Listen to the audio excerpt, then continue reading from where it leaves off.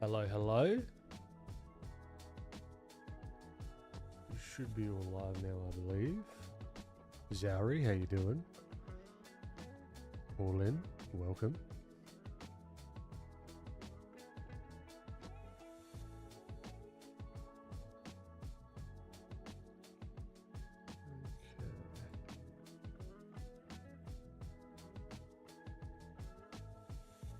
Just making sure it's all hunky-dory. Bone Brew, what's going on? Zeki, welcome. Orkin, great to have you. Tamoki, good morning. Jameson, great to have you, dude.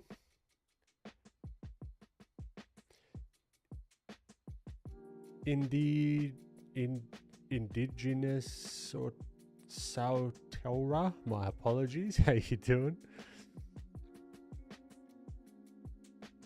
Art by Chris Rob, appreciate you, my friend. Thank you for popping in. Alright, let's just make sure that the canvas is all working good.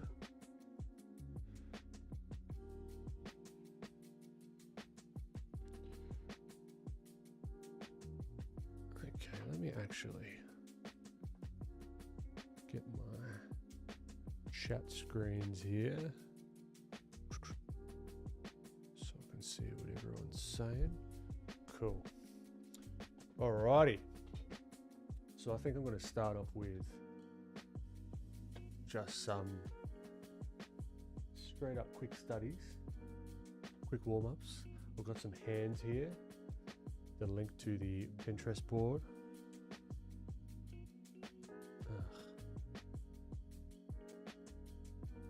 Come on. Is right here.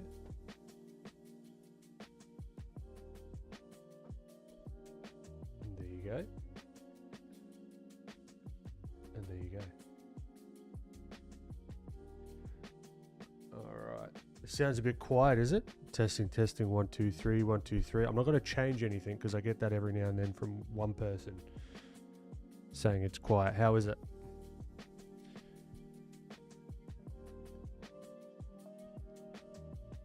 I don't know. I've changed this setup a little bit. I've got to find.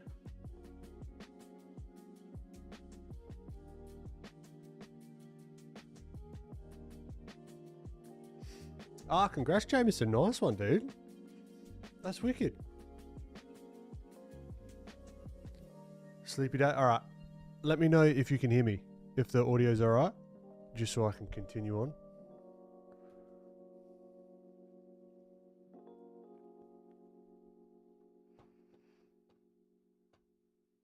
Otherwise, I'll leave the audio levels as they are.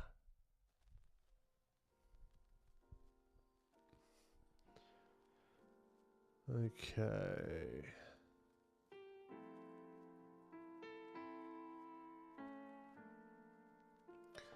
Let's take a look at these guys right here.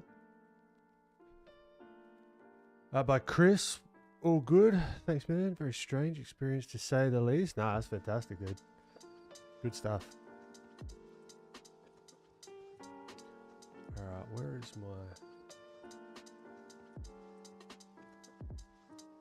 There we go.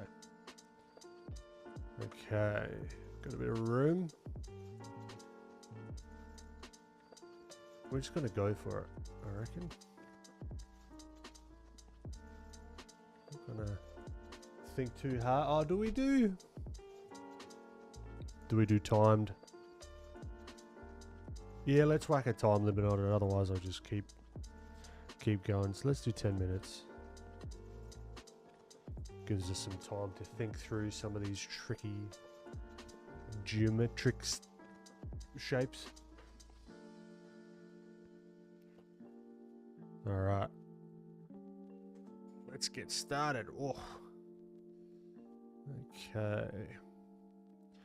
So I start hands in different ways sometimes, depending on the pose. Let's actually move this guy out the way. I do my best to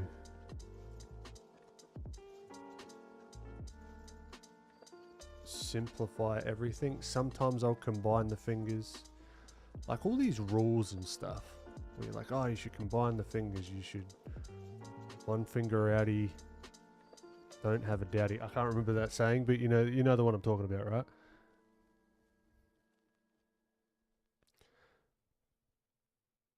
It is all well and good until you come across like a weird hand angle. Same thing with anything, right? Morning, gamer. Got my first cup of coffee. Your office looks nice with the new light. Oh, thank you for noticing, gamer. I'm getting all this is all prep for YouTube, which is good. Getting the whole, I guess it's a set, but it's also my office, so it's trying to strike that balance between having it both be functional and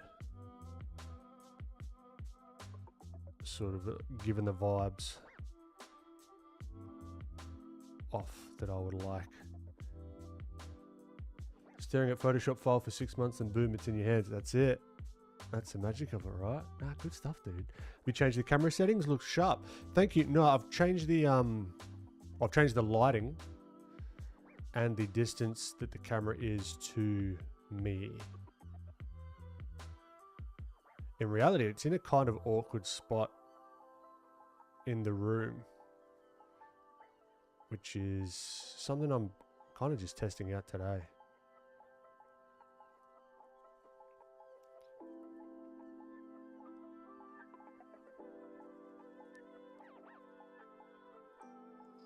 But I've been doing a lot of research on sort of like YouTube and sets and how other people do stuff, and it is all an illusion most of the time.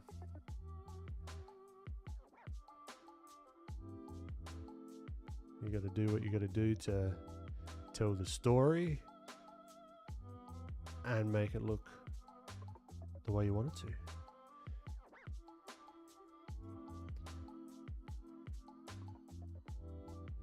Alright, so we got some scribbles down. We got 7 minutes left. Let's see if we can refine just a smidge. Oh, I gotta turn the heater off. It's getting hot.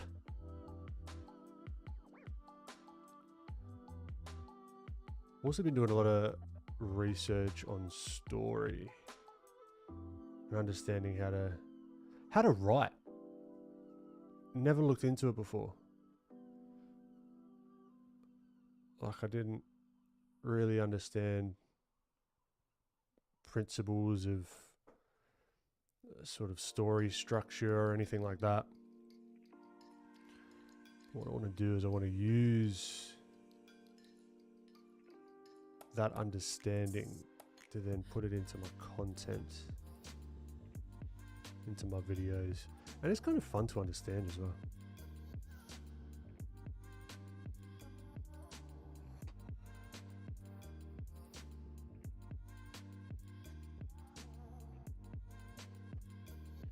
Artist Timo, how you going? Timo?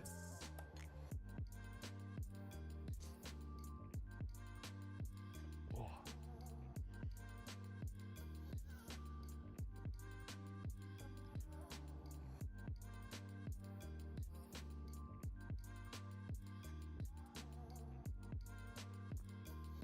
Because there's all these, like if you look at a good YouTube video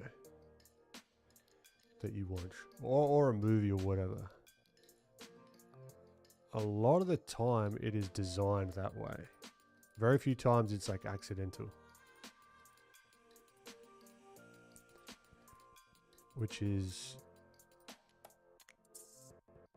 fascinating. So yeah, I've been doing a deep dive in that. Been doing storyboarding as well. Been storyboarding out the next YouTube video, which is going along well. Also been setting some time aside, setting some time aside for just some drawing myself, you know.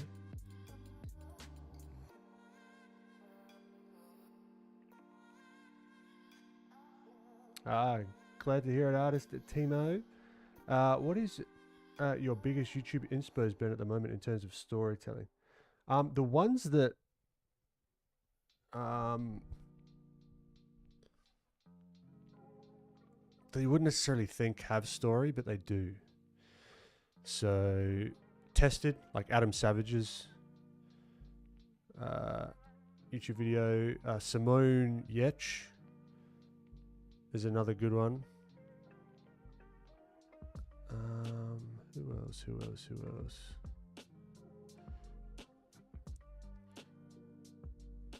Speed with 3 E's. I like the guy's camera presence.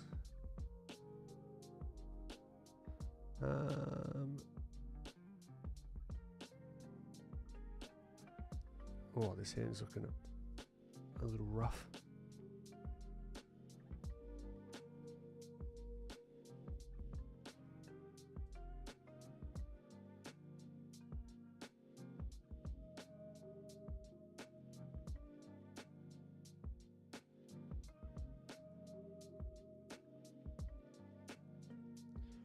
So those are the main, even Veritasium, because there's all different, there's all different kinds.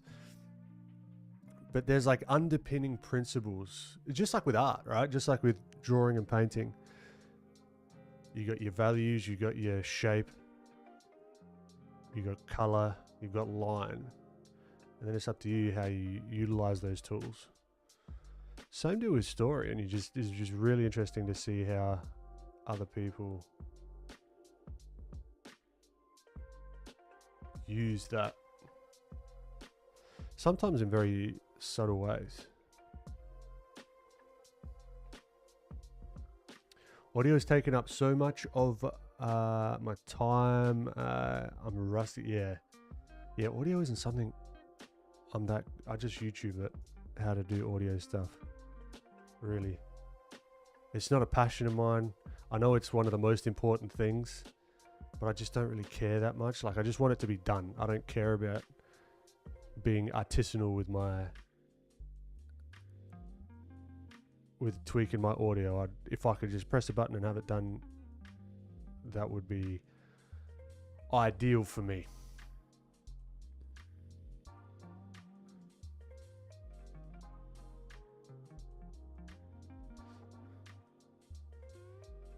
Nice. I like how you selected non-artist YouTubers as inspo. Yeah, I kind of want to. That's the goal for me. I want to not really. I don't want to recycle the same shit that's already out there. You know.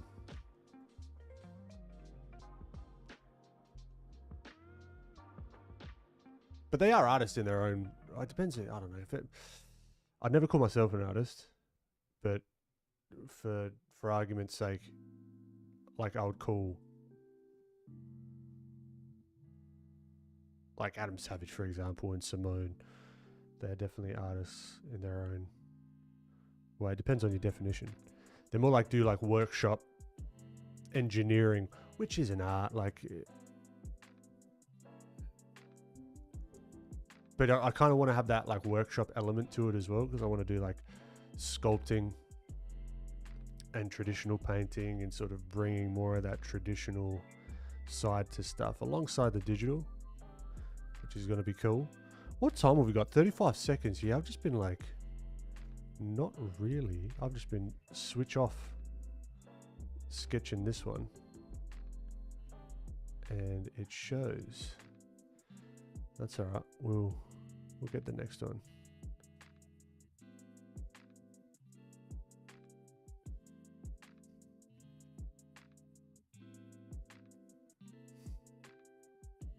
Feel like we'll share our content at the same time. I'm almost done with my video. Gonna post it soon. I don't think we're gonna be sharing it at the same time. You'll get it before me, I guarantee you. Yeah, my project is audio first, having to get the editing process down and my recording process more clean. Yeah, it is all about process, you know. I was watching a video. There's this guy called Gerald Undone. I don't know if you guys have heard of him. He does like studio tours of sort of like creators on YouTube. And he was at Adam Savage's workshop, and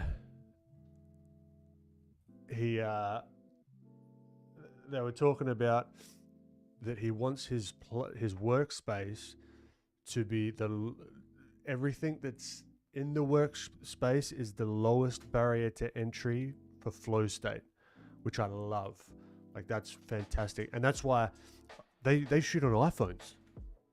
They don't have the fancy cameras. Like, when he's in his thing, he's shooting on a bloody iPhone. The audio is oftentimes through the iPhone.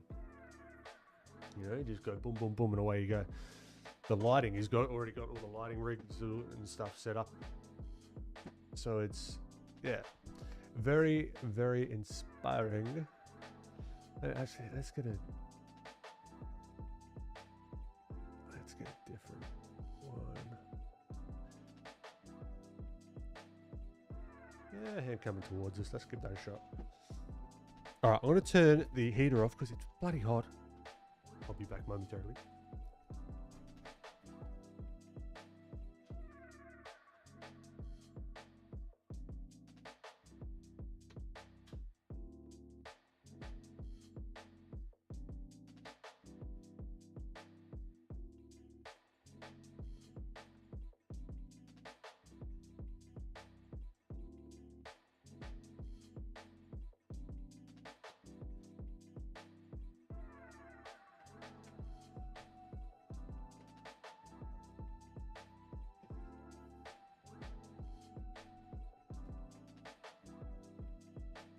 Okay.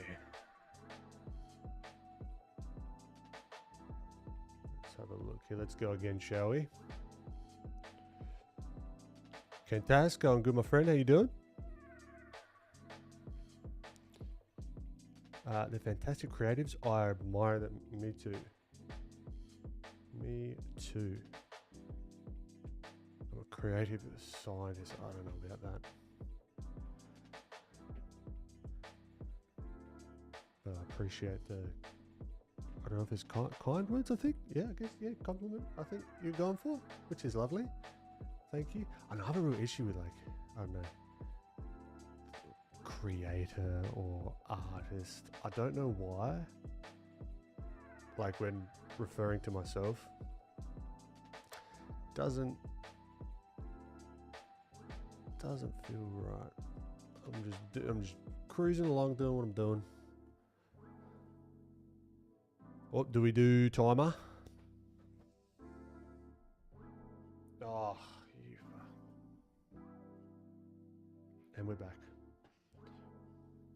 I've got a shortcut that if I put my mouse to the top left corner, it puts everything to sleep, which is useful, but not when you actually accidentally nudge it. Do we want to do... Let's do another 10 minutes. That sounds good.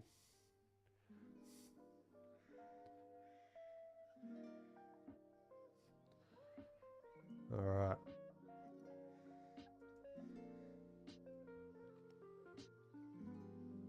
Clock started. Let's go. Now I'm going to try it a different way. Where is my reference? You scumbag. Okay.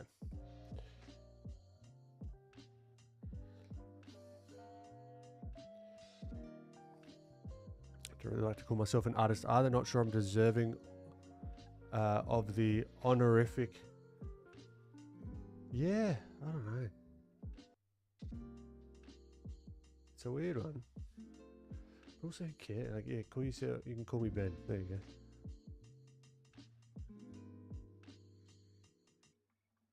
All right, I'm gonna have a look at the nails, where they are, and see if we can work backwards. Let's start again. Boom, boom. Then nail down here. So this is kind of working on our spatial awareness a little bit. And then this guy is going to be up there. And then we're not really going to see much of this thumbnail. Then we can kind of work in that part of the finger. I mean, these are going to be a little bit more on the stylized side. which is fine. And then we can sort of connect them.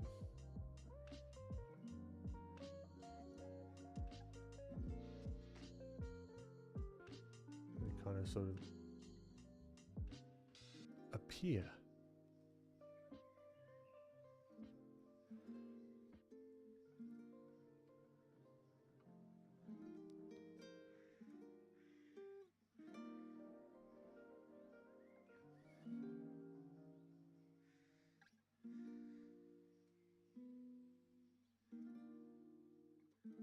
Now this is where some subtlety needs to be had. So you've got this sort of corner part of the thumb bone, I guess. And it's going to be whoop. But then you've got this kind of pinch in here where that sort of pad of the finger is going to be. And then here's the wrist. So it's like a weird little challenge to try and attempt. It's cool. Because then you got that hand here, then you got the wrist coming back this way, and then this is sort of cutting back in space. And then this, we can kind of imagine the wrist going there. So it's like that kind of deal. Ryan, what's going on, dude?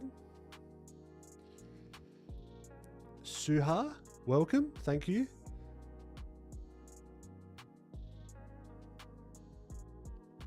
The thumb bone connected to the other thumb bone.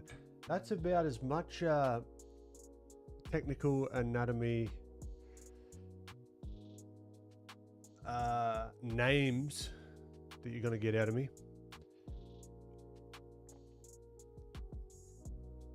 Right, we've even got this finger. It's subtle, but we've got this finger,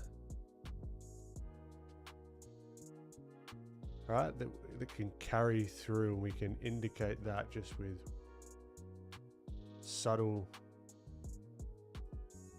lines here, and then this part of the finger. And this is where, and this is why you have people that recommend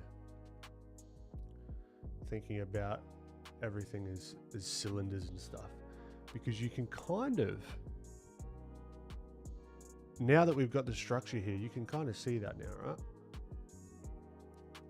But then it's up to us, or you, really, me as well, on how we're going to show that sort of this cylinder of the finger,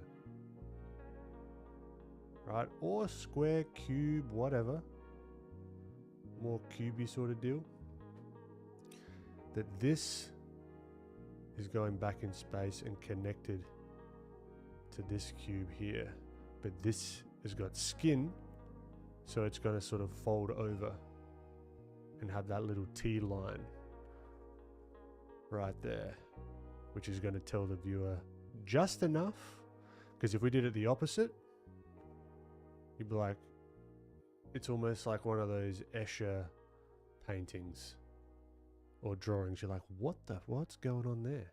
It breaks the illusion. This, although technically a solid thing, this part of it, we really need to show that it's in front.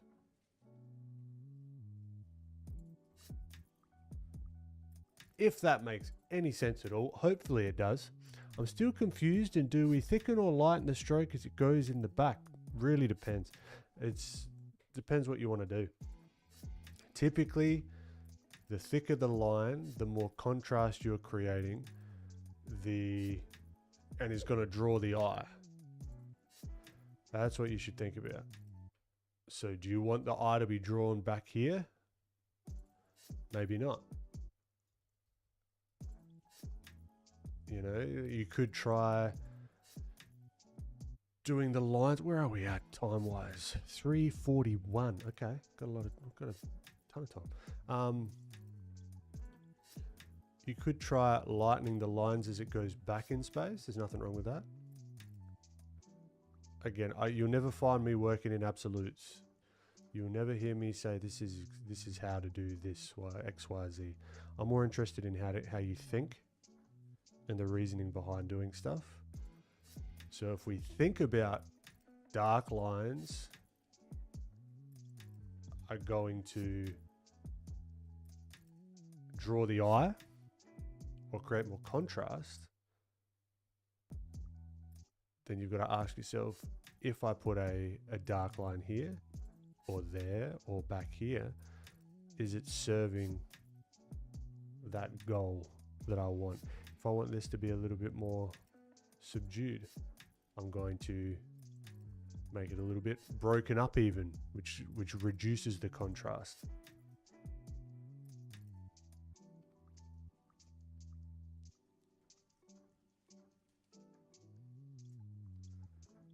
Because as soon as you start working in absolutes, you'll run up to, or at least for me, this I can only speak for myself, I run into things very quickly where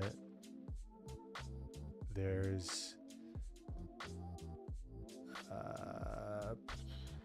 are situations where it doesn't make sense.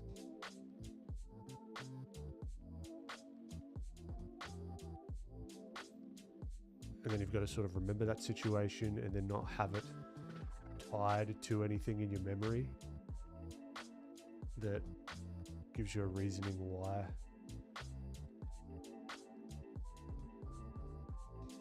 It didn't work. If that makes any sense, I don't even know if it's making sense.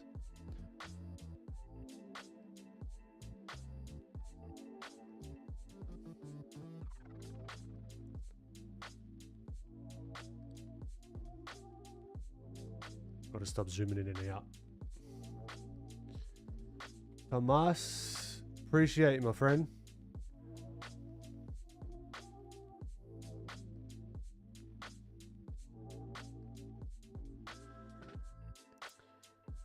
Lazy sketch guy, how you doing? What do we got? A minute. What do we got here? Indicate some of the crossover of the arm. This finger's looking wacky.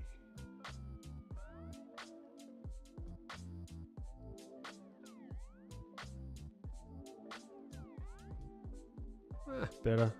But with these kinds of poses, it's so subtle that you've got to be, because you could so easily break this illusion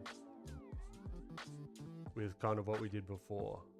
This coming through there just completely breaks that finger. This finger not being in front of this one could break that completely.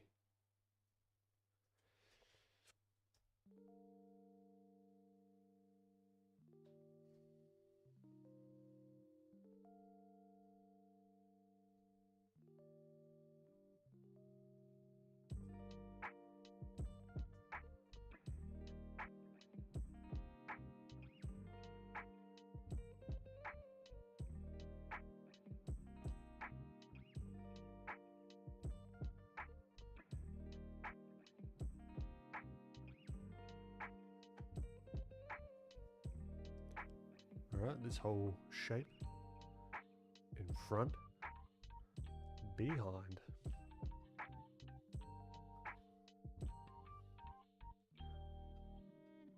Can I add simple shading to it? Probably not today. You never know, but I'm not making any promises.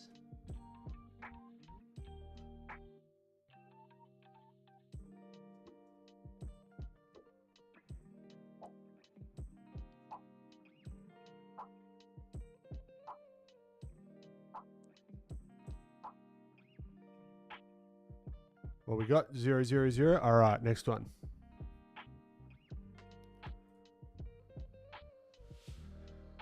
What's another interesting one?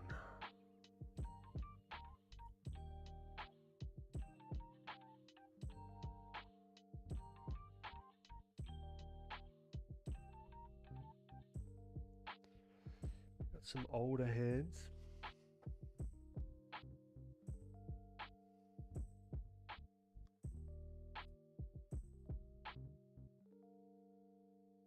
We could exaggerate this a lot. Yeah, let's give this one a whirl. Let's give this one a whirl. Yeah, go another 10 minutes. I think that's fine.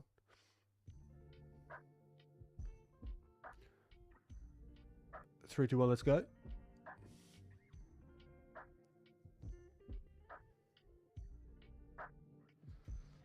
Alright, so I'm going to simplify this. I'm going to come at it a different way. I'm going to try and find those big shapes first. The gesture, if you will. It's so good for adding some magic to them. Yeah, you never know. Alright, because we want to... I kind of want to stylize these ones as well, so...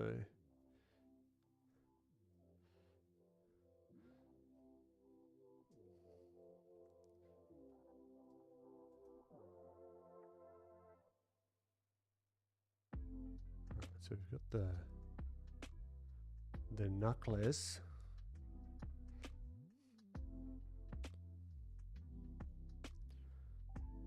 Shape swooping down here. Thumb coming towards us, which is tricky, but nothing we can't handle. Then we've got this nice little triangle shape here.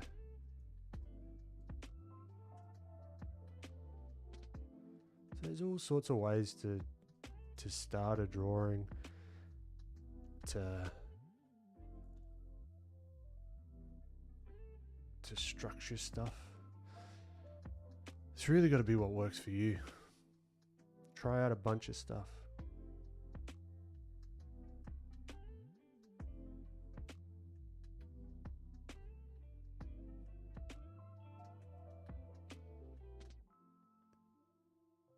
I think we'll do this where we'll knock it down.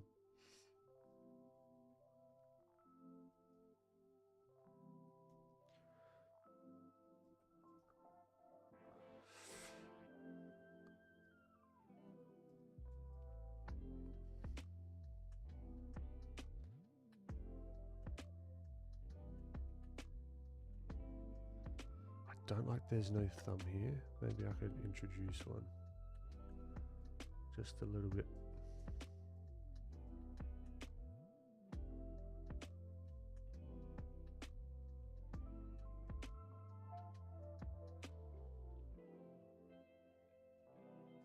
All right, knock it back. See what we can get.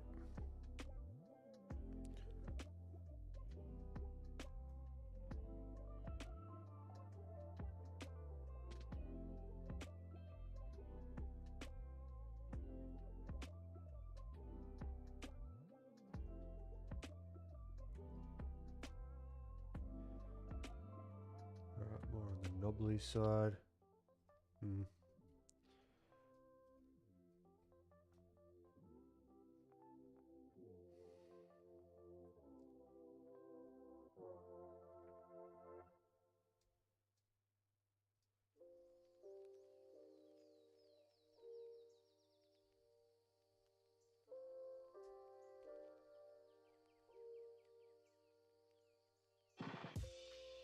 Got the knuckles here. They kind of are going to go in a little bit to show that sort of bulbousness where the fat in the fingers has sort of gone.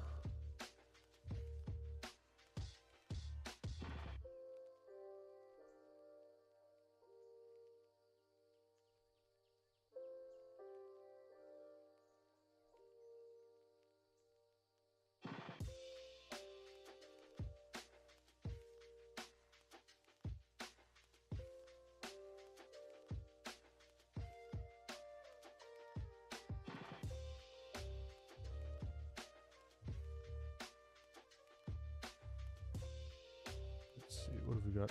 Time was 5 minutes. Okay.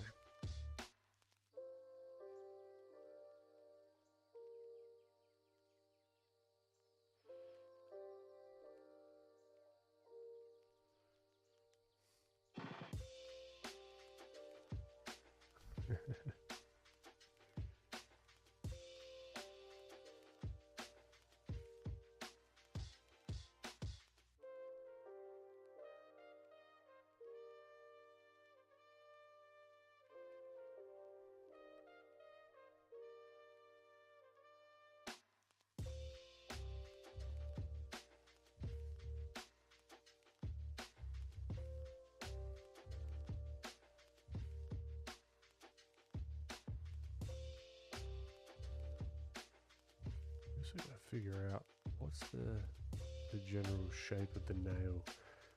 That's gonna tell a different story as well.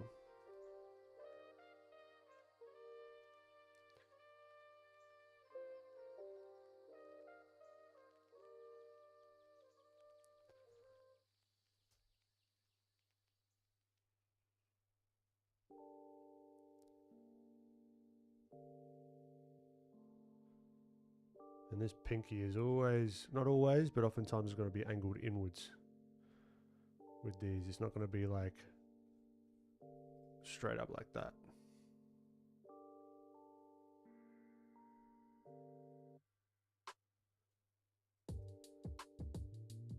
So I might even make that even more pronounced. See how that looks? Doesn't look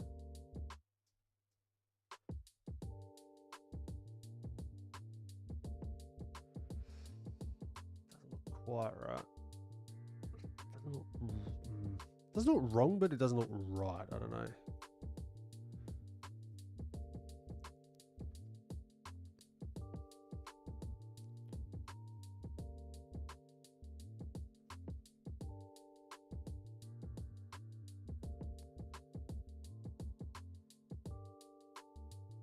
Right, even the subtleties you got to think about with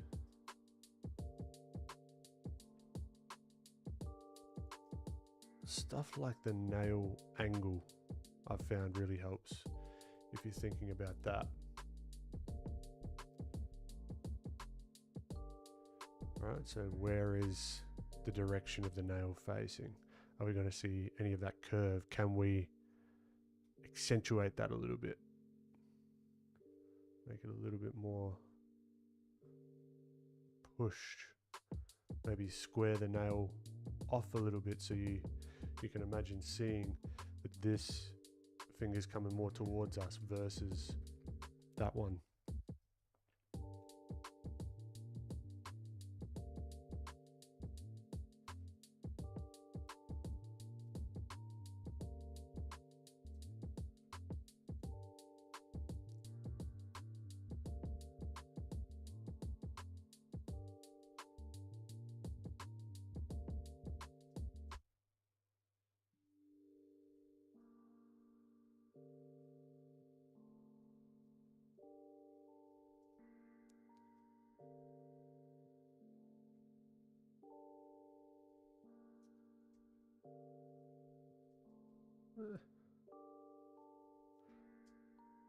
So even in my warm-ups today, I'm kind of skewing a little bit closer to the reference, which I'm not loving.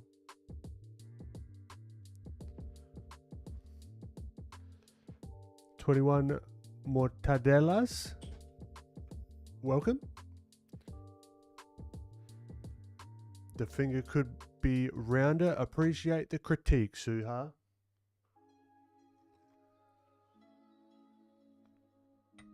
Now, if you could tell me which one, that might help a little bit. I've got a 1 in 8 chance unless you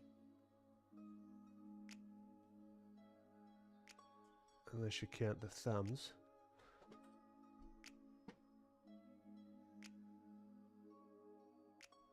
Oh, come on, sneeze, damn it. Oh, I feel like it's the same time every stream. I've started to get, it's like that 11:31 a.m. sneeze tease.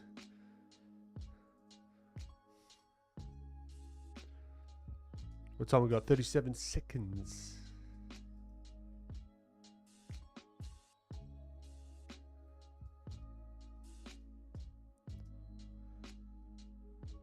Now we could definitely refine these if we wanted to, but we don't want to.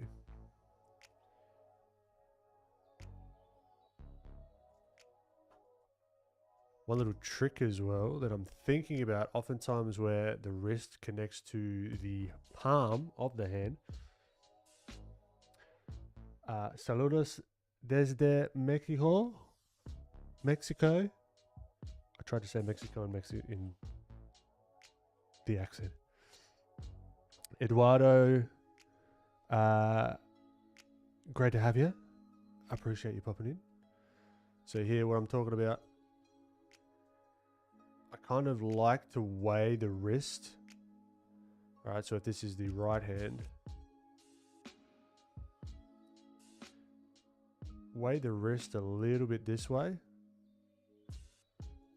All right, so then, I don't know, for some reason it just feels,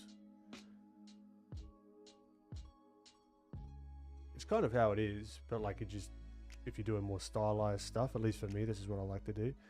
Weigh it more towards this way, where you've got that little ulnar bone popping out here, and then you got the knuckles.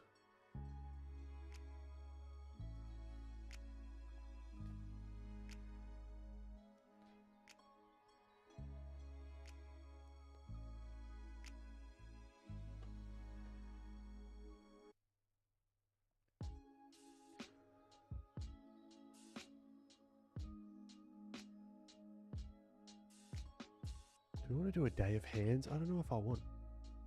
I don't know if I want to do that. Felipe, how you doing?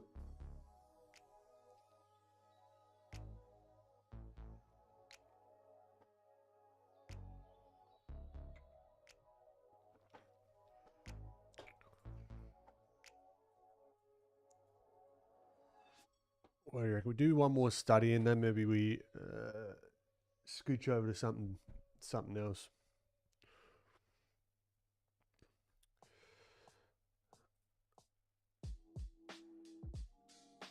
What are we thinking?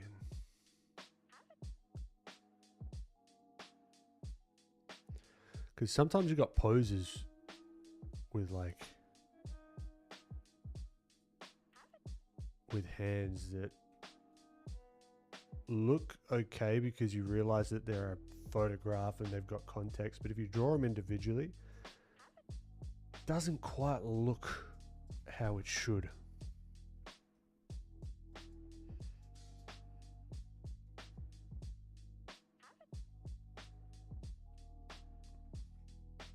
All right, let's give this one a whirl. Let's do five. Do a little fiver.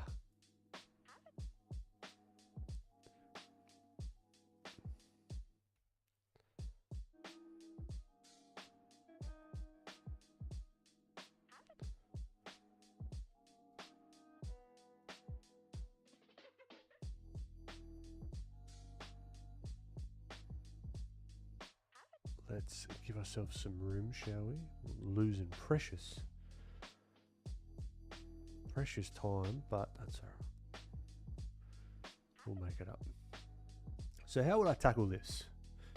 I might do the gesture.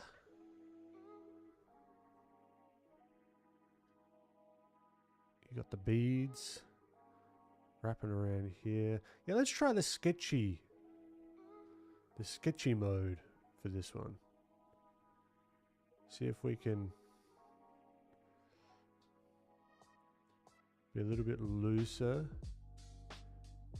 to sort of find some of these shapes.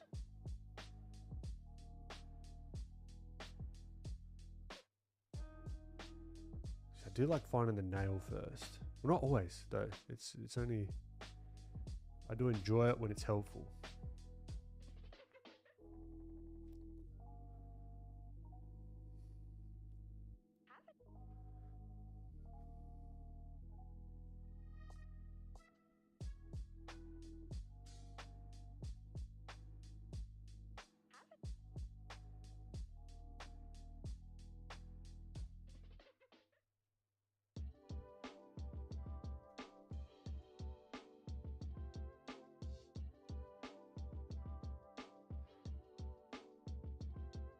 So it's going to be scooping up there. This is an interesting one because he's going back into perspective. All right, so it's going back this way. This one's sort of more to the side of us. And this looks like nothing at the moment.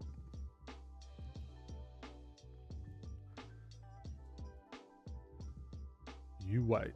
We've only got 2 minutes, so you don't have to wait long. Here.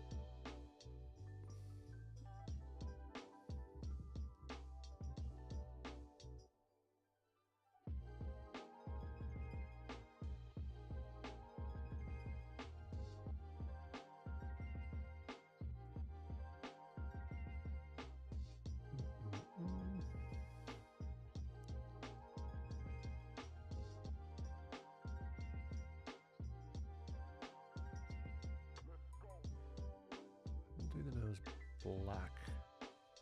Just so I can see him a little bit clearer.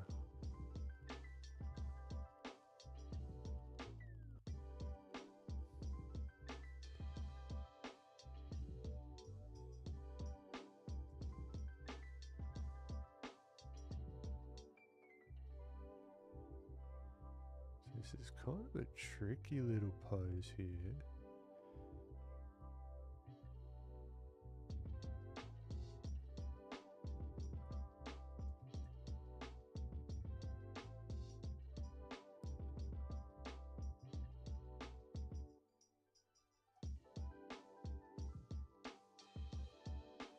There's got to be some perspective here. It sort of slants down.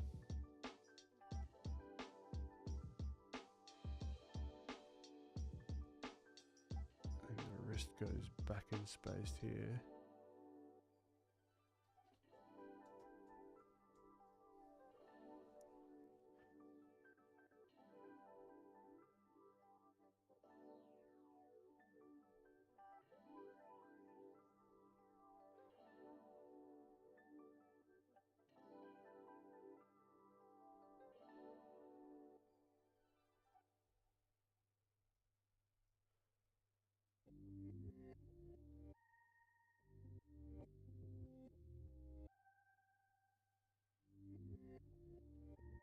And then this one, hold on, I'm confused. So this kind of like goes back and around, back through here, and then this comes in front, and then this goes behind, like that. We can just indicate that, that's fine.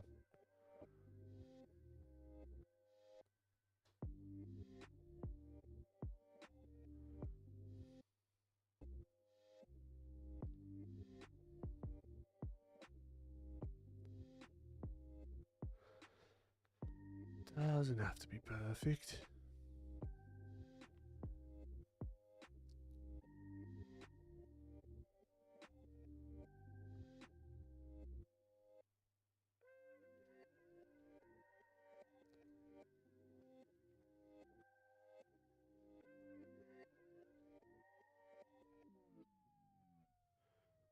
Oh, we got 0, 0, 0. Time's up. It was alright.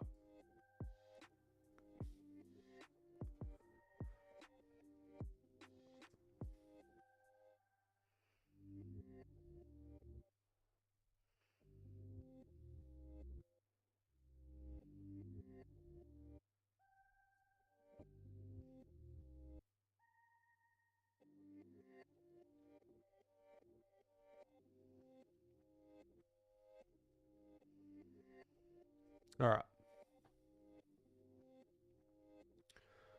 I'm feeling like doing a little bit of colour. With what though? I'm not sure. But this is what we're going to find.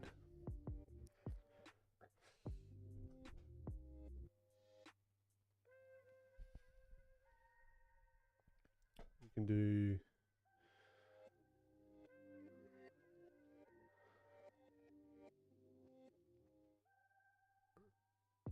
if we can find something.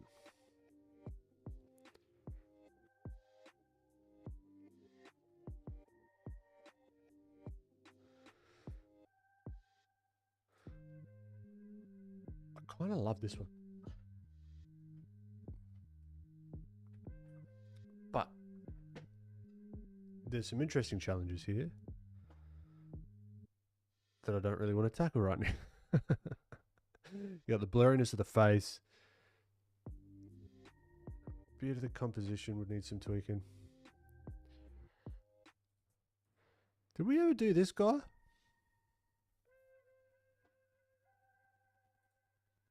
No, we did the other fella. Yeah, no, yeah, let's do something different. It's...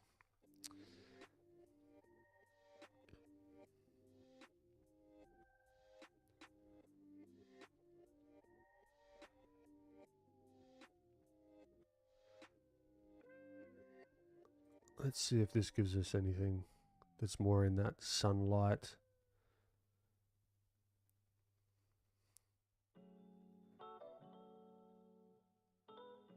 Anything I can see that catches my eye. I'm going to give myself a time limit of 1 minute and 30 seconds.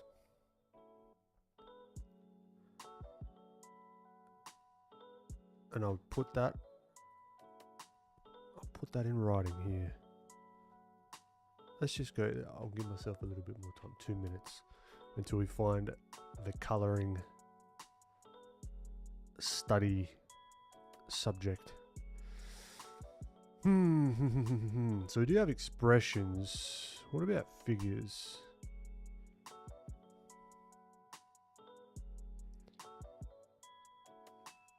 I mean, this is interesting from like a study of light fall off.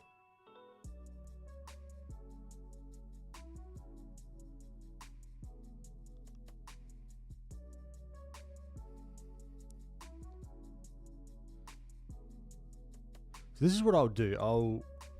I'll come through here and I'll be like, all right, this one looks interesting to me, and I'll see what else it gives. If it just like grabs like the purple color, it doesn't. It just grabs the figure more or less.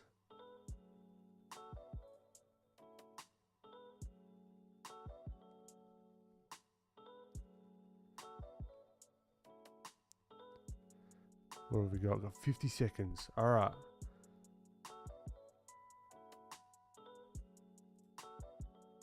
I mean, that light's cool.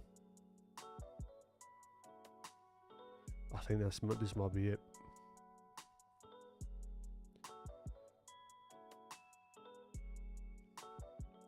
I want to save this one as well, because you got like, there's some cool stuff happening with the shadows here. Let's give it a whirl.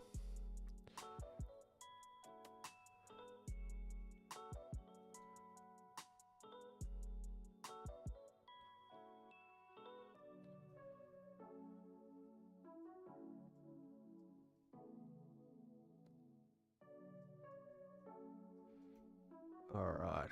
Now, I could do one of many things. I'm just going to start with a sketch. I might not even want to stick too solidly with the reference.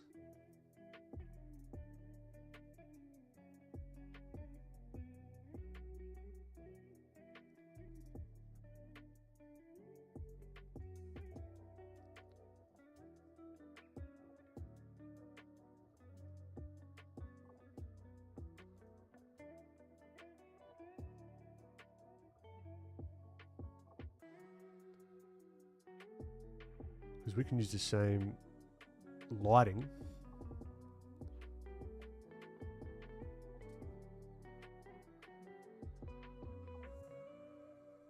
with different shapes.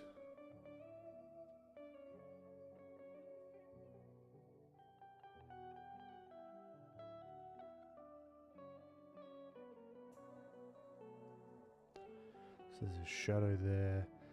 Find the center line. If we can do that, that might help us out.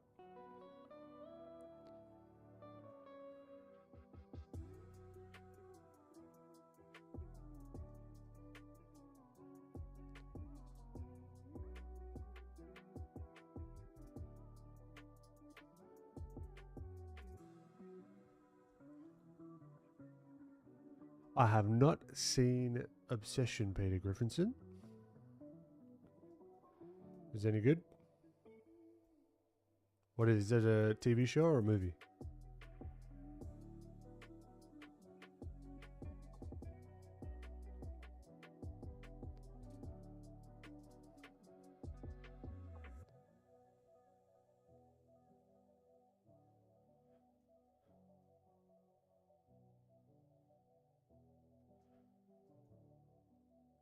Okay, so let's get this fella. Movie, it's intense. Okay, well that's good to know.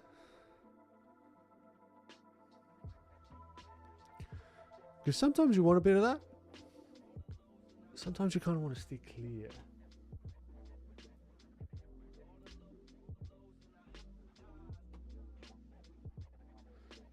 Like the one that I always think of that stressed me out was Uncut Gems.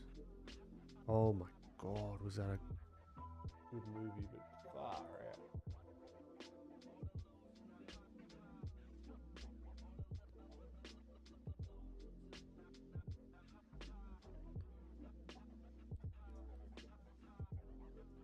Okay, so we got a nice little base here. We got a background. So many ways we could start to tackle this. What am I seeing here? Let's analyze this briefly. I might want cooler shadows. Might do a little sphere.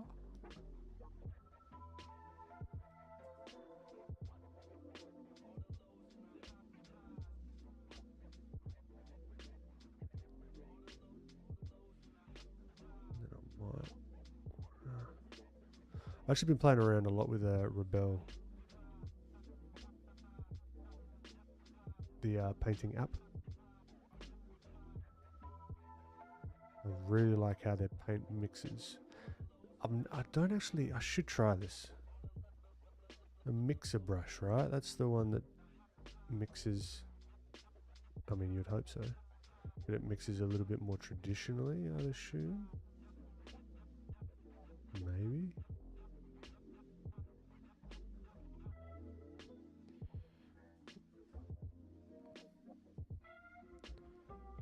So this is a kind of fall off of colors that I would like. And we'll see how it goes when we lay it down. It might look bloody silly. You can't hear me? Okay, so there is an issue with the audio. Damn it.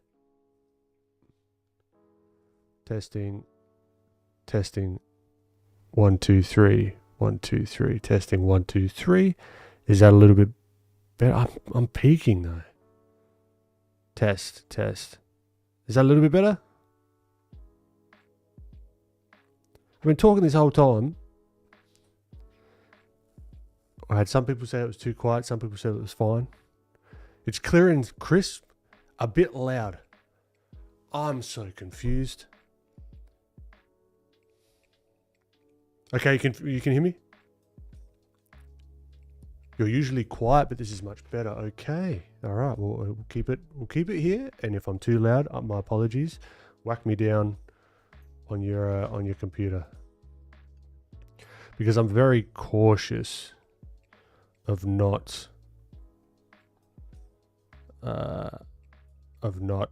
blowing your ear holes out. I'd prefer to be. I don't know what's better. I'd prefer to be more quiet. Okay, good. Thank you.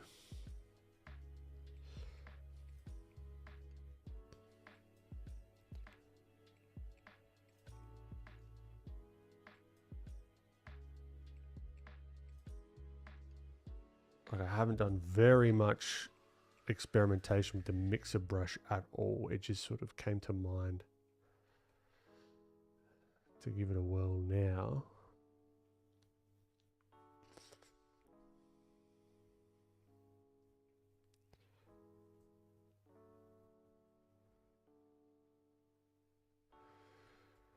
Okay. It's a little bit like warm light, cool shadow, blah, blah, blah kind of feeling. But I mean, that's fine. I do want to saturate this transition up though. I think that's going to help. Yeah, I think I am just talking lower. That could be the issue. I keep on looking over here where that's how muscle memory gets you. I've got to look here now, not over here. It's a slight change.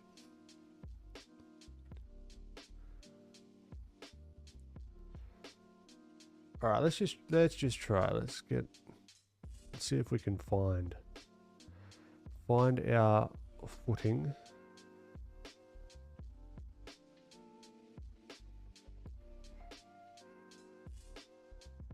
Also been learning a little bit more about lighting from a production and camera perspective as well, which has been interesting.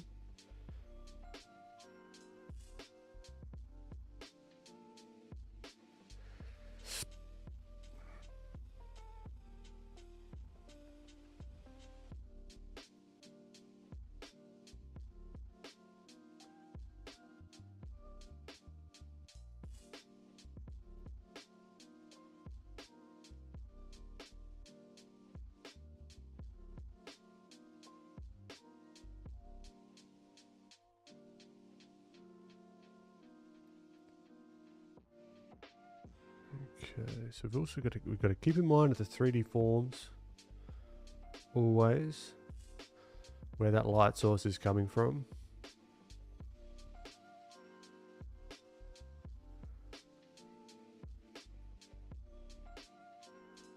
Yeah, I'm really not. Yeah, we'll stick with the mixer brush. I'm really not overly sure exactly how I can wield this sword.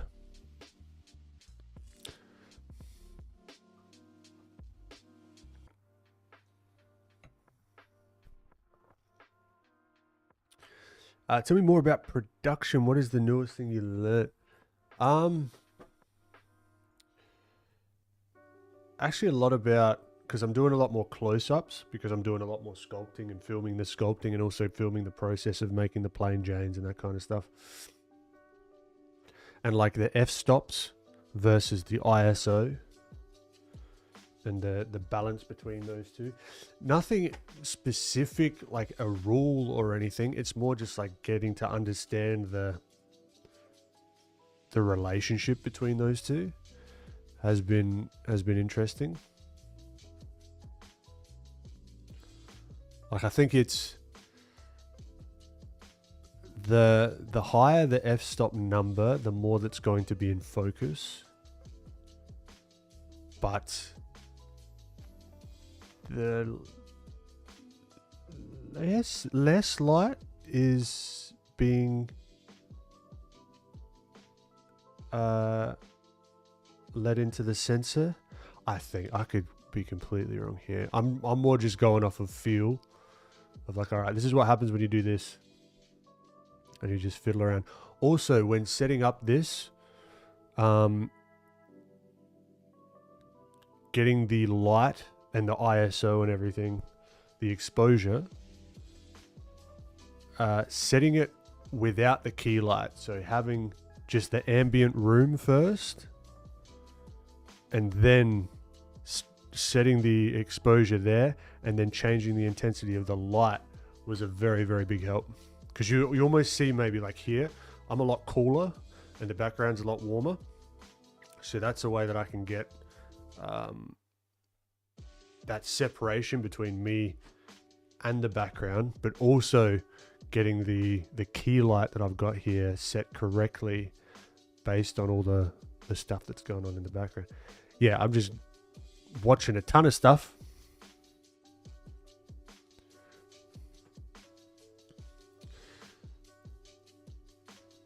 No, that's super cool. That's the main thing you should know. Do you also record in S-Log? Nah, I'm not worried.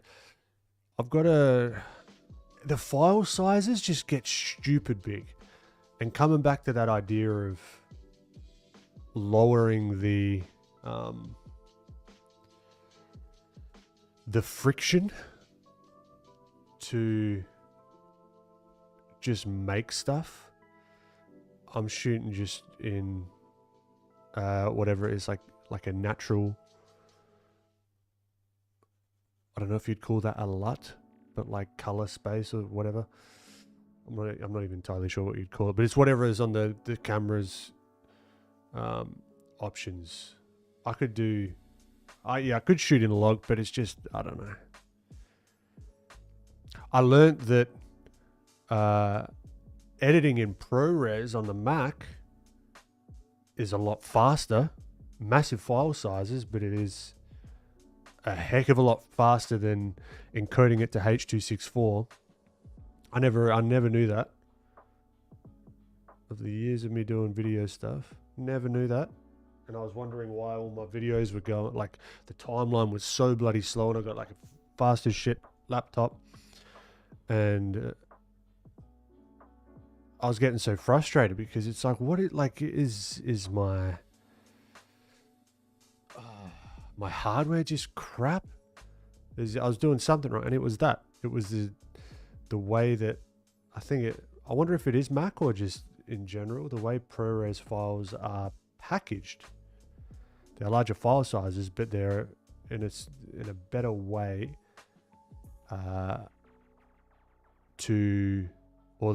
they can handle being decoded.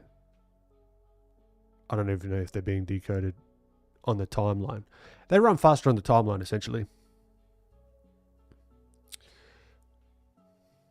Rec 709. Maybe. The standard is still good. That's what I'm saying. I don't want to be like, maybe I have some cinematic shots, but I just don't care that much about getting just the right color, whatever. I want to make useful stuff that's interesting and entertaining. And it's surprising how much more creators are going that route of not worrying too much about getting just the right color correction and just the right this and that. Because at the end of the day, if the story is no good and if you're not entertaining, it's like no one's going to watch it anyway. That's key. That's what I want to sink my whole time into. Lulu, how you doing? I've been hoping Sam, so I'm also learning how to use camera and how to set up properly. Feel free to ask if you have some questions. I certainly will.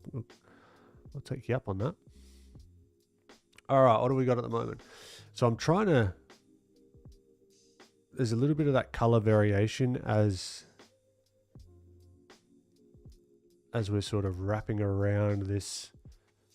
The light is, the form's turning away from the light. So there is a color shift or a slight hue shift.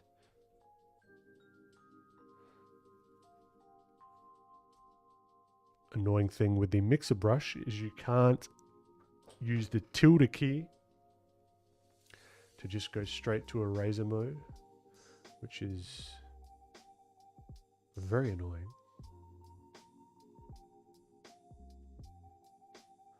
So I want to carve out some of these shadows. You got that back shadow there, which is that nice little form shadow, which is going to help us show more of the form.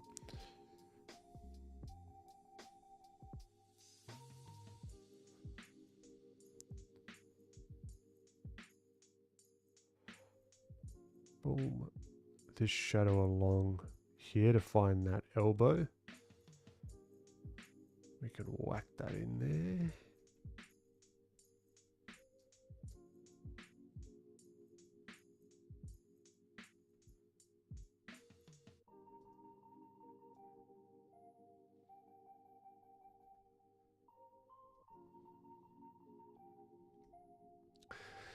Now we can do one of many things.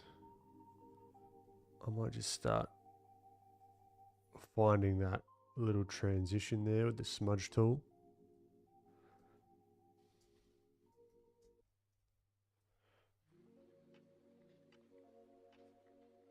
All right, this is going to be a hard edge here. This is going to be a softer edge. This is going to be a softer edge.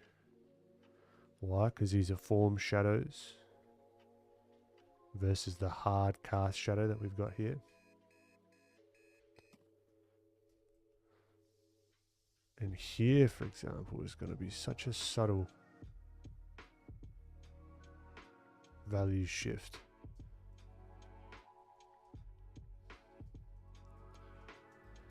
Now we could flatten in those shadows, maybe with I think a darker blue, at least at the bottom here, might work out a little bit better.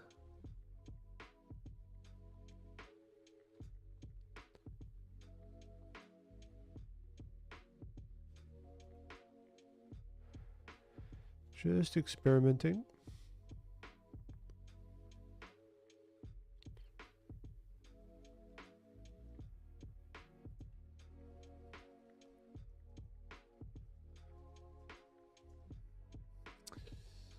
Uh, Mohammed, hi Ben, I'm new here. Welcome, newcomer. Great to have you. I was wondering, does practicing by observing, studying, and recreating objects help develop a deeper understanding of art over time? Uh, Observing, studying, and recreating objects. Yeah, of course. Yeah, it's studying from life. I'd imagine that's what you're getting at. You put something on your table, you draw that. Um, I would recommend taking that maybe a step further and understand the object that you're drawing versus just say doing a copy. Copying's fine. Copying is a skill that is necessary. That's all about measurement and uh, proportions. However, something that is just as important, arguably a little bit more important, depending on what you want to do, is to really understand what the object is from a 3D perspective. Why is the light hitting the thing in this way? Why is it reacting this way? Why, when I look at it from below slightly, that I see different things versus looking at it from above? How do those connect together? You know, and that gets into perspective and that kind of thing. So it's not just a matter of just studying from things in real life. That's great. It's fantastic, but I would hold more. This is just personally. I would hold more weight on understanding what's going on, because then when you go and uh, study things from life, it's going to be a heck of a lot easier, because you're not just relying on one of your senses, like your observation. You're then relying on your understanding. You've got that tool to use in certain scenarios, and then it also just gives you like a heck of a lot of freedom to do whatever you want. You can tweak and change anything. Hopefully that makes sense. But great to have you, Mohammed. Welcome.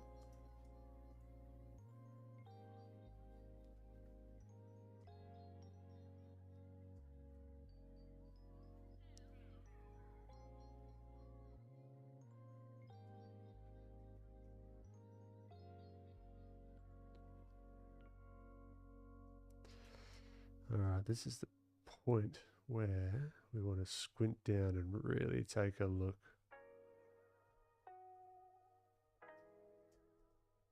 See what's actually going on.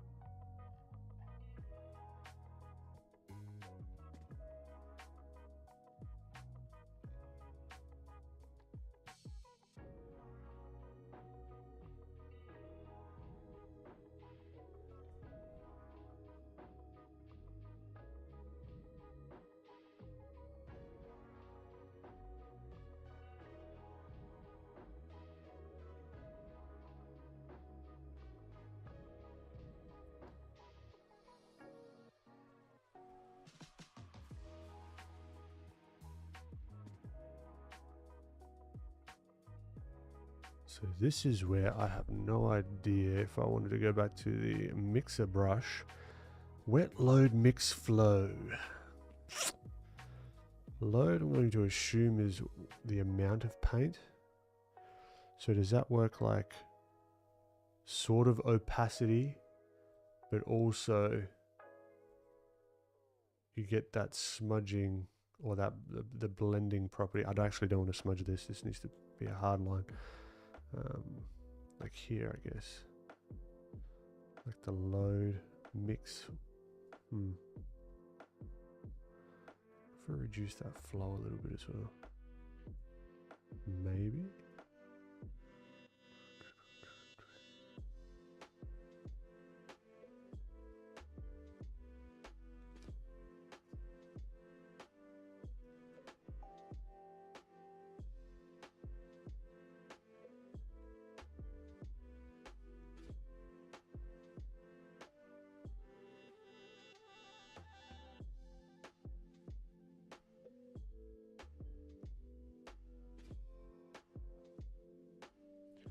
How is Drea going? Drea's going well.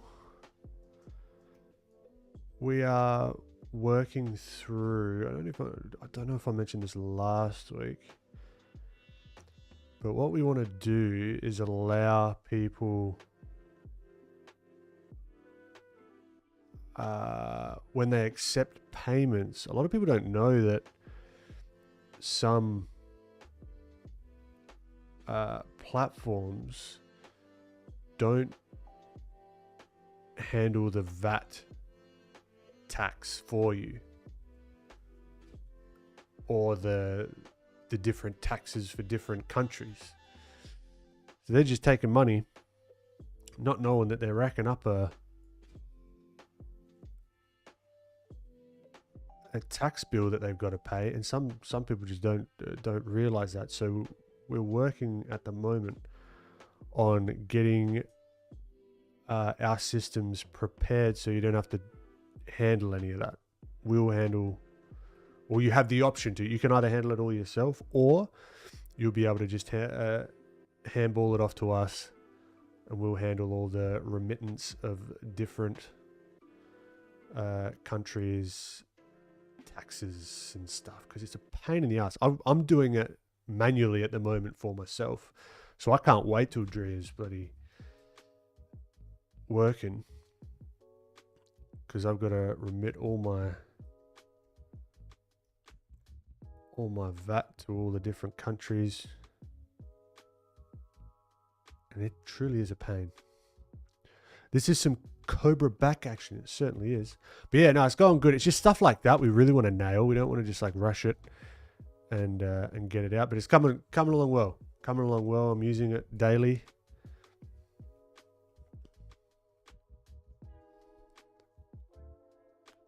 Thank you for asking, Tamugi.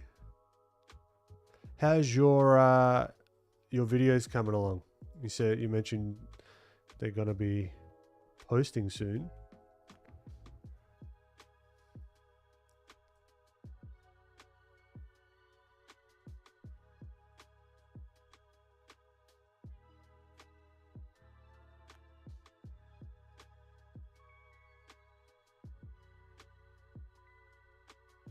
Actually, this mixer brush is quite nice. I haven't really spent any decent amount of time with it, and it's pretty great. I don't hate it.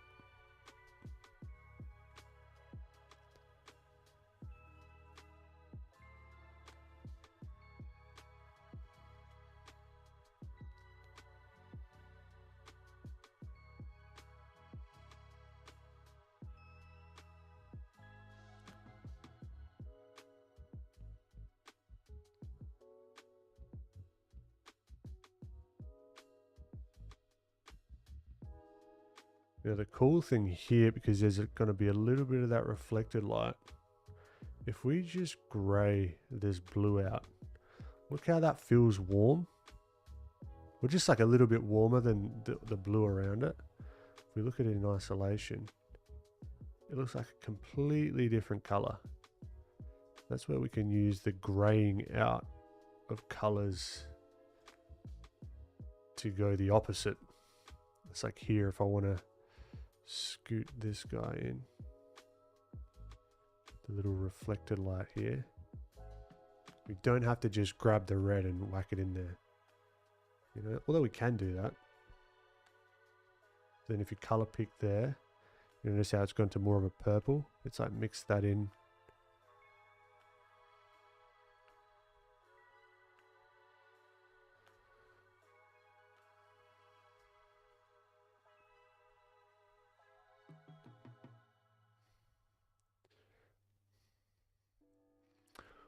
Corey's is trunk. What's your drawing schedule and how would you suggest someone start their own thing? I already posted a couple videos of my own. Fantastic. Good stuff. It depends what you want to get out of it, really. What's your goals? So you said drawing schedule, but then you mentioned posting a couple of videos. So those two are very different things, obviously. What's the goal here?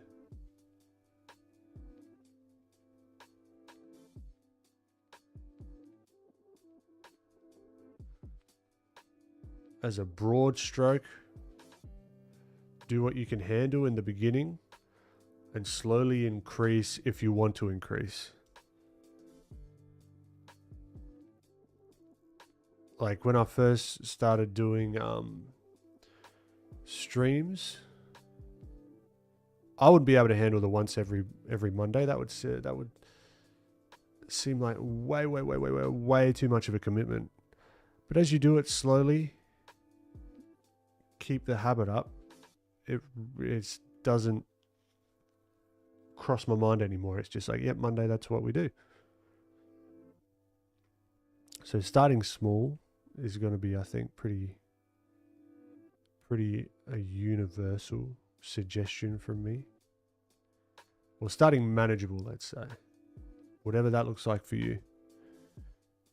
Just to, this is the back I need to draw with good posture. True, yeah, good call.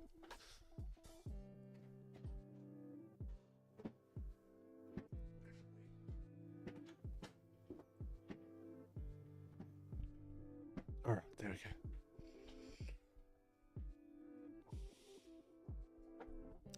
Just to improve all around on my art skills, I want to get into game art design. Feels beautiful. Yeah, do it like some people say, hammer it out, draw every day, blah, blah, blah, blah, blah, blah, blah. For me, whatever drawing time that you do, if you're not used to doing it, start small. Or start manageable, right? Instead of saying, today I'm going to draw and paint a whole scene. I would much prefer chipping away at that over the course of a week versus sitting down and doing one session, especially if you're doing study in between that as well.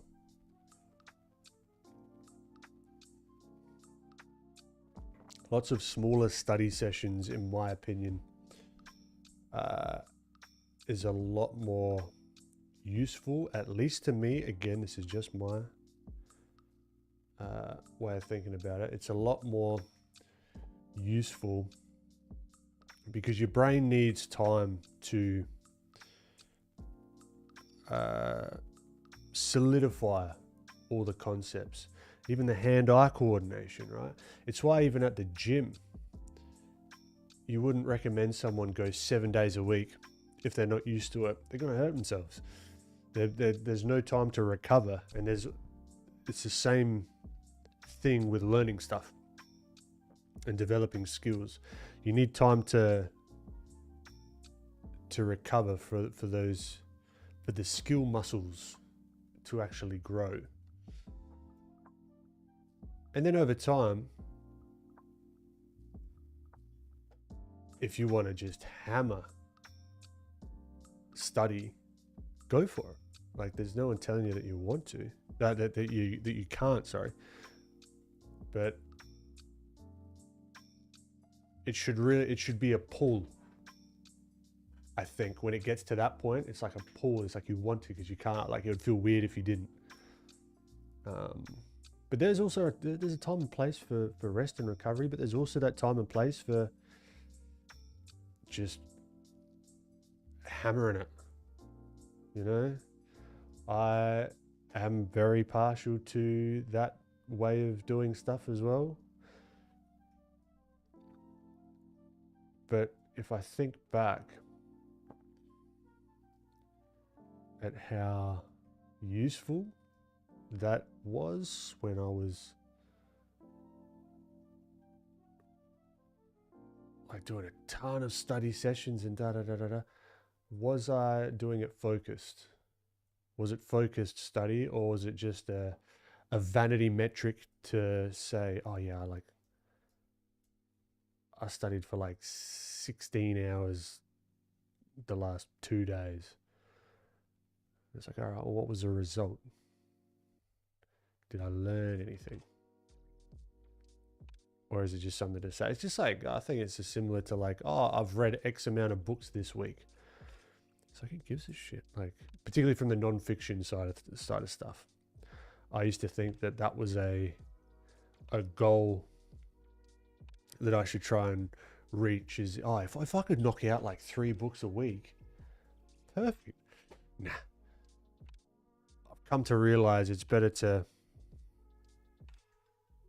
take the time, absorb the information in that analogy, and actually utilize the information in the book versus using it as a metric to say, yeah, I'm such a smarty pants that I've read 600 books this year and remembered none of them.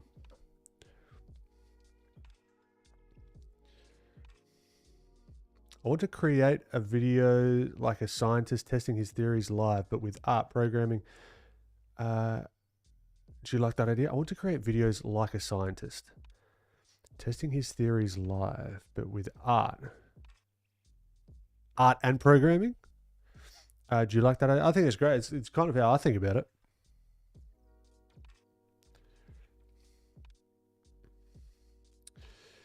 Sophie Steph. How should I study without getting into the hobby becoming a chore? Or do you get what I'm saying? Yeah. Again, what's your goals?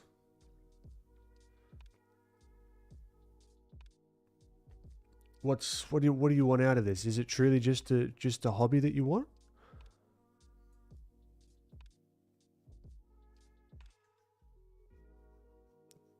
If that's the case, then I think you should follow your curiosity. I think focused study is the bloody bee's knees.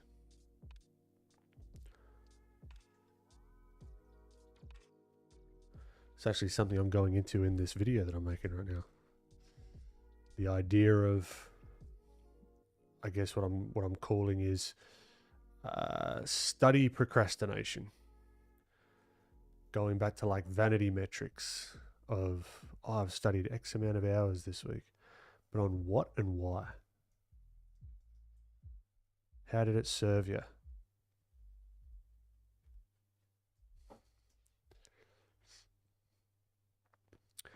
Guess with ADHD, it's hard for me to stay enjoying my craft instead of only enjoying outcome.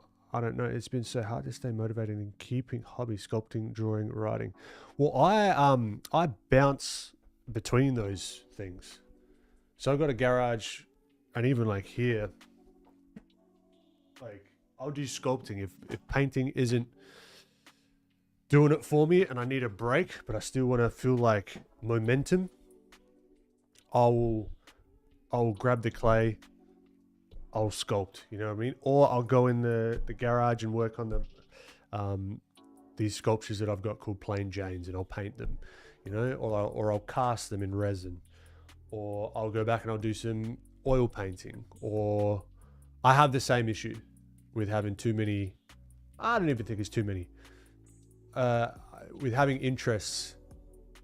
different interests that I want to get really good at. YouTube, video making, right? That's taken a big hiatus because I've had a lot of projects come up, but that's going to be the main thing that I'm going to be doing very soon. So there's going to be that. There's going to be writing, scripting, developing a story around an idea. But the way that I'm thinking about it is, how do I get all these things to work for me? Instead of pulling my attention all over the place, I can utilize them instead of, maybe an analogy is, instead of seeing them as scattered interests, right? And this is just me, like it might not work for you, but I think of them as stacked interest, or they're interlocking where they're working towards a larger goal for me. I love programming as well and software. I'm building my own course platform with a mate of mine. I love drawing and painting. Here we are, right? I really enjoy making content. Here we are again with the videos, right? I want to make specific kinds of content, the videos and writing and story and that kind of stuff. I love sculpting.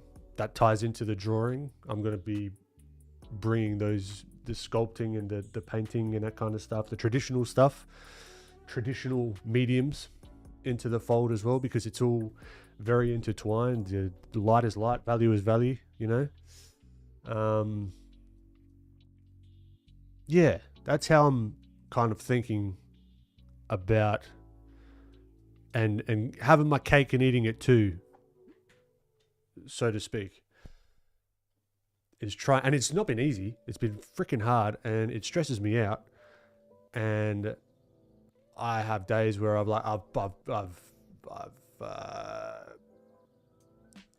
bit off more than I can chew. And then you get stuck in a hole where for like a week it feels like you've done nothing, even though you've done a lot. It just doesn't feel like it because it's kind of segmented and blah blah blah. That's something I've got to work on. But yeah, it can be done, you know. Hopefully that makes sense.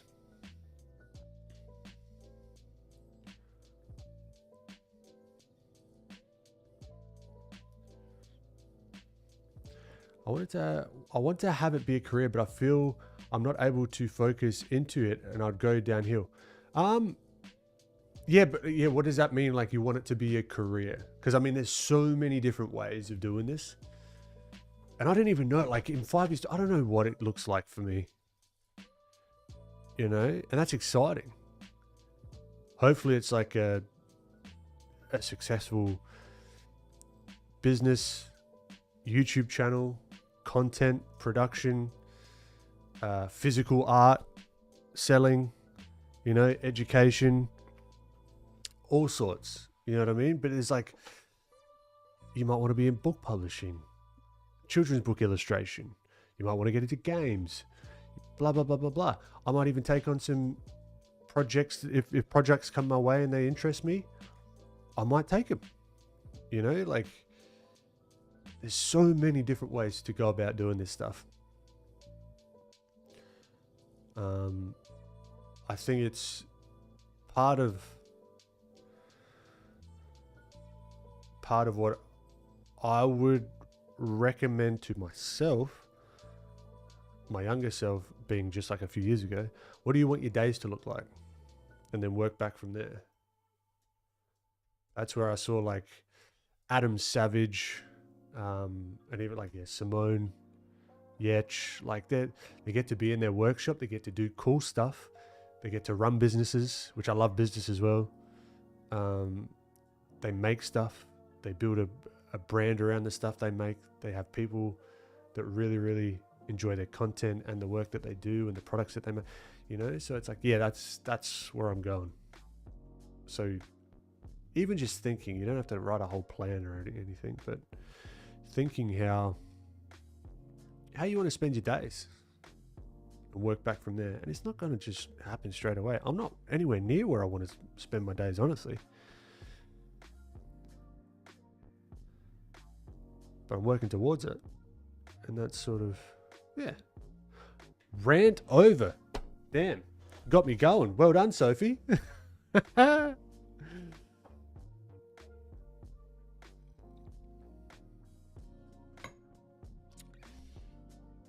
Next 5 years, Drew will be doing great. Yeah, I mean, yeah, exactly. Drew is, that's like I was thinking mainly about, because not everyone's going to be making a bloody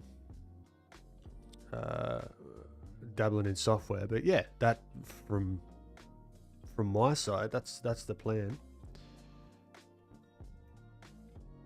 literally is going to be helping a ton of people share their knowledge in a way that isn't just a library of videos. And what that looks like is going to change in 5 years. I mean, you think about 5 years ago, how much stuff's changed. It's exciting. And one prediction of mine is that the human side of stuff, I mean, you see it now. There's such a pushback. Even probably in yourself, if you see some AI stuff, some of it makes me giggle. But it's like, that's about it. I think there's a big swing back going to happen into the human-made things.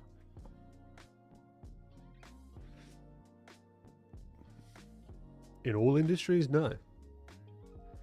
But I think if we look at markets and we look at supply and demand, the supply of, or scarcity, let's say, how abundant the AI stuff is going to become, and it could be in all platforms, all mediums, whatever, images, videos, anything. As soon as that becomes more, what's the word? Ubiquitous, I guess. The premium on human-made stuff is going to go through the roof. It's just going to be known as, oh, is that just an AI thing? I think.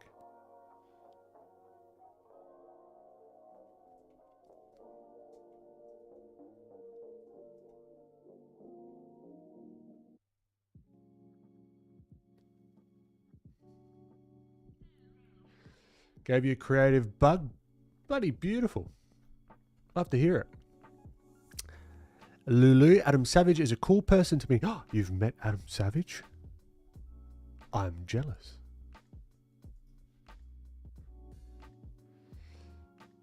Yeah, I really like what he's built. Mythbusters was cool and everything, but I like it. Like, I really admire. Because I was listening to him talk about his process. And he says everything is everything that he puts out is narrative. You know, it's story. It's explaining stuff. And he was saying it's something that I really believe as well, is if you're really, really interested in something, that's infectious. And it's going to come across. You could talk about anything almost, and you'll find people that might not know anything about the subject matter that you're talking about, but it's that enthusiasm for stuff that's gonna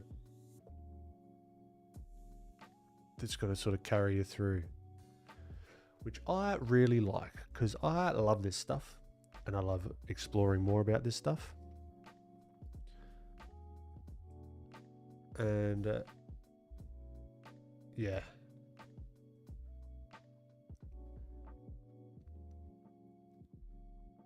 Oh, would be. Oh, okay. I was like, damn. In next 5 years. Oh, sorry. I missed someone. Hello, Ben. That color is a layer or kind a blue-gray tone. Joe Tyre's blue. Not entirely sure what you mean, but I'm going to guess. This is all on one layer. This is just painting. This is the same way as sort of you would think about stuff traditionally. In the next 5 years, my goal is to be more independent. I can see more opportunities. Beautiful. Like opening my own business. Love it. Leonore, hello.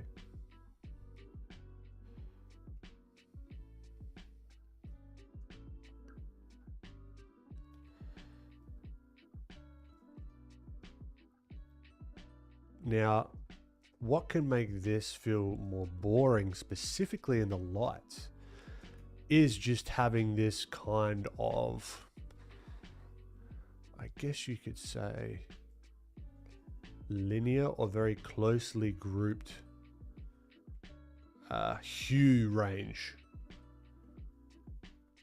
right? Everything's kind of orangey. not the word, like it's fine, but it does make it look samey. So this is where that color variation I talk about all the time comes into play. So I'm going to scooch, I'm going to play around with some more, even cool reds. But the thing is, we want to keep that value structure.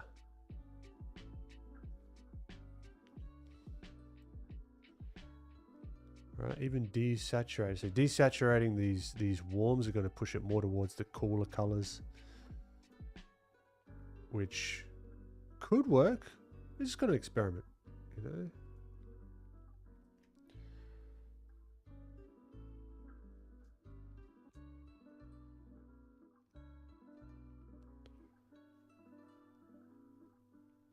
Oh, also I found out something really cool. A little gem that I've never heard anywhere before. Where's the video? I can't remember what it's one of the newer behind the scenes Toy Story, Pixar videos of like how stuff's made, and they show you and they take out Woody and Buzz's first. You've seen the ones where they've got the sculpt and it's got like the lines over them, or it's like what they used to then map the meshes back in the day. Like it all looked like that. And then they got a pen and they like traced around a pen that was connected to the computer and then actually traced around the physical thing to get that sort of mesh data. They were done in polymer clay, which I thought was interesting. Might not be interesting, very interesting to many people, but I thought that was fascinating. Whether it was the brand Sculpey or not, I would guess it was. If Sculpey was around back then, I don't know. But they were sculpted in polymer clay. And you can actually see how kind of non-polished they were. Like, you can see it was like production mode. It's like, all right, we've got to get this done. Boom, boom, boom, boom, boom. Like, I love seeing that. Even the Disney maquettes, I saw, when I'm in the States, I'm going to go and see if I can check them out in person, because I've only ever seen photos.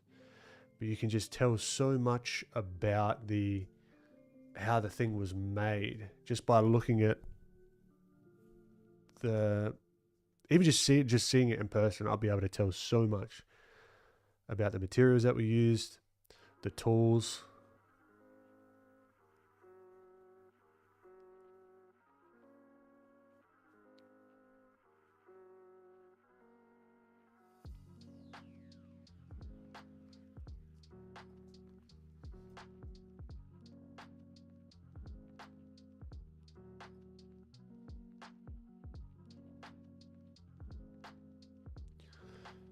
Do you know how to get there? No, I don't think it's not at Pixar or Disney, but I saw, unless it gets sold before I get there, the Tarzan maquette at Stuart NG or Stuart Ing books. There's one there apparently, which I would love to see. I think in Los Angeles, so I'll go for a drive and have a squiz and see it in person, because it's kind of, because all you almost only see, I saw it on like an auction site, and you only see so much detail with photos. Like maybe I'll be able to tell what kind of clay was used, depending on how the sort of tool marks are in it. Like if you zoom in now to some of the newer maquettes, a lot of them are 3D printed. Even though they've whacked like a grey primer on them, you can still slightly see the layer lines, and I'm kind of just like a little bit like, there's something lost there. Like 3D printing is great. I use it for production stuff, but it's kind of like, it's a shame.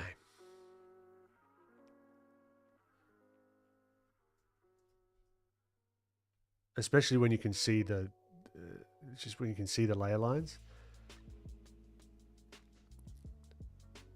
Like any part of the sculpts that I do that use 3D printing, I am removing them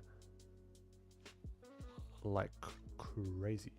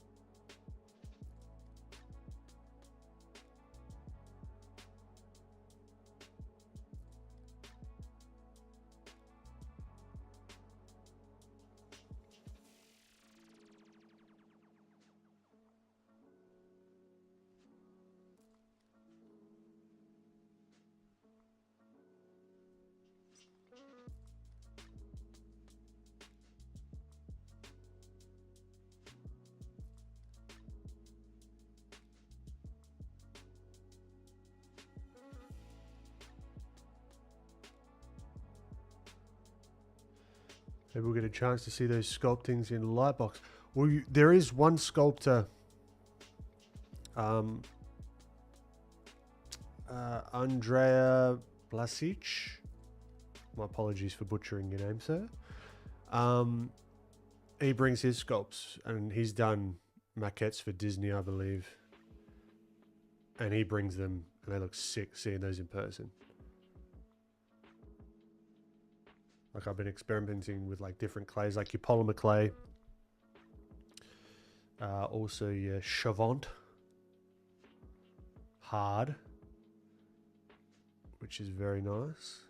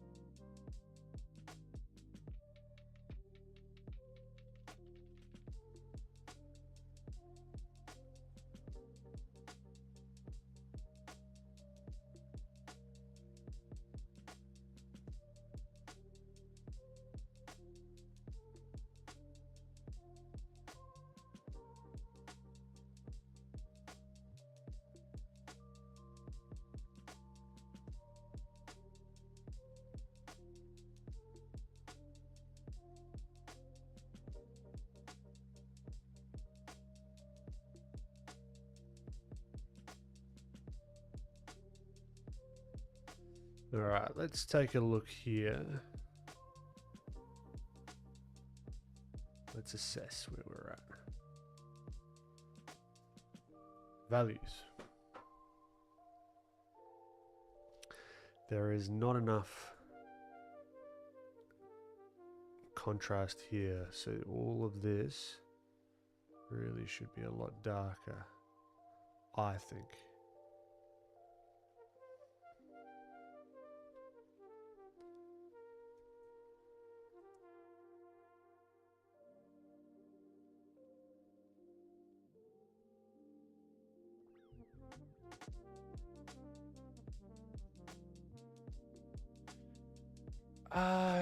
Which graphics tablets do you use? I'm using an XP Pen, not sponsored by the way, XP Pen Pro 15. It was a gift from a long time ago. It's getting old though. It's getting old. I also do use an iPad, and I also use a Wacom Cintiq as well.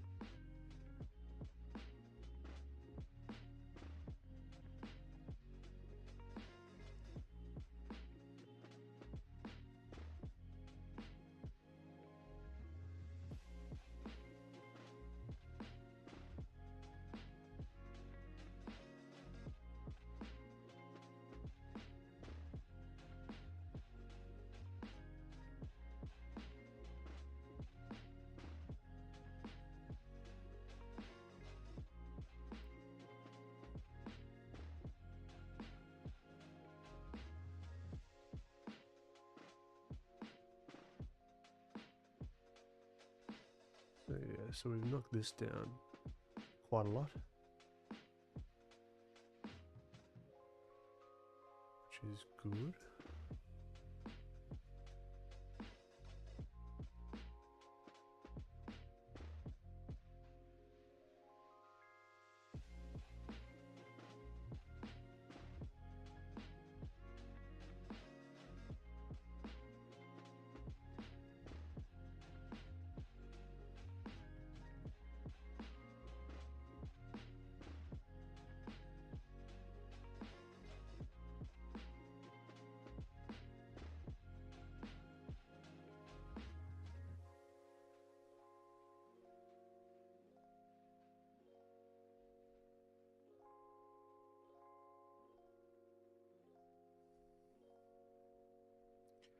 Here needs to be a slightly darker value as it gets down, as it wraps around.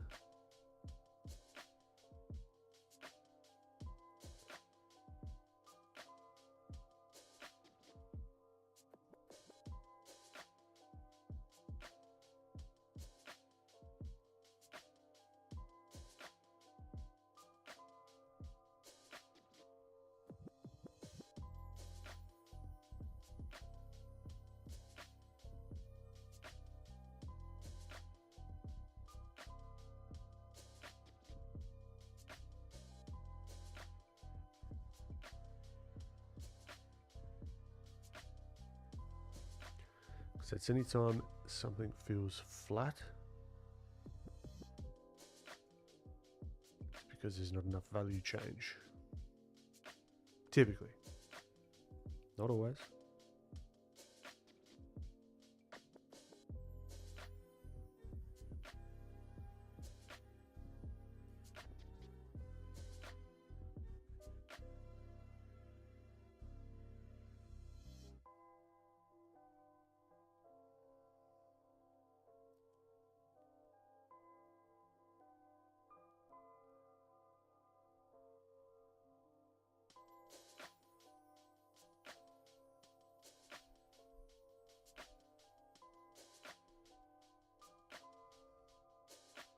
Ah, Sophie. How you doing?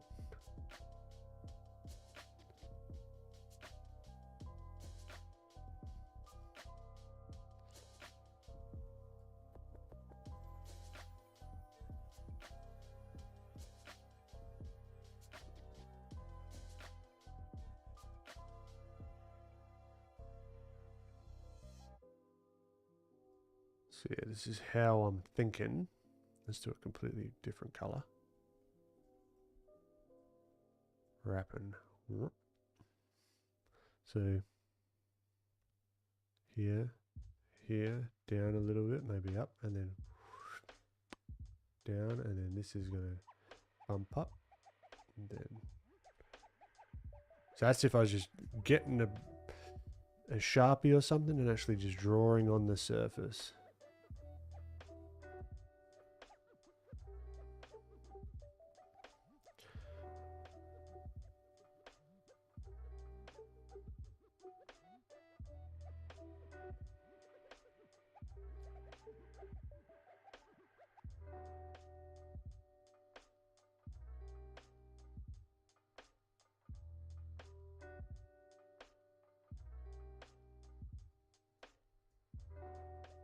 Try to balance that out a little bit because I've like moved this guy out quite a lot. Like he's bulging the muscles out here.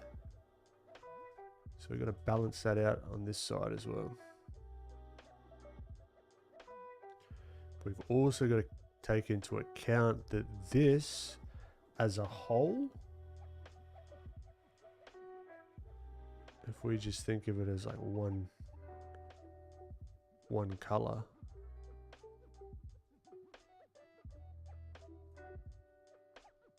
almost like a cylinder.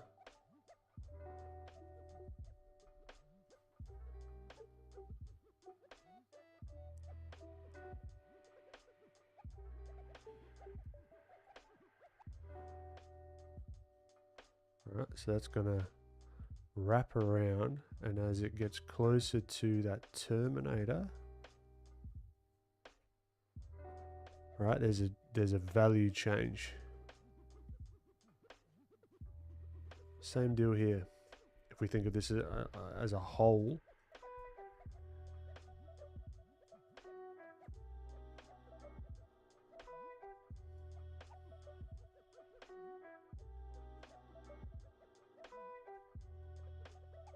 right, so there's going to be all these value changes. But then if we look in here, you can get like little texture bits and pieces that, like if we wanted to make like a bump here. Right, we can do that. Oh. Let's do a better example. Let's say we want to do like a divot or something. Right, we can do that in here. Right, if we did a divot there, this is going to be that relationship between light and shadow. But if we wanted to do a divot here as well,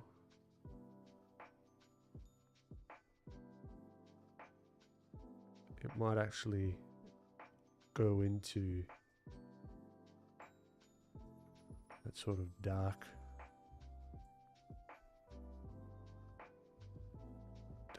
side here because of how the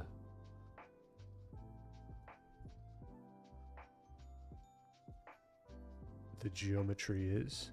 It might catch just a touch of this light there as well.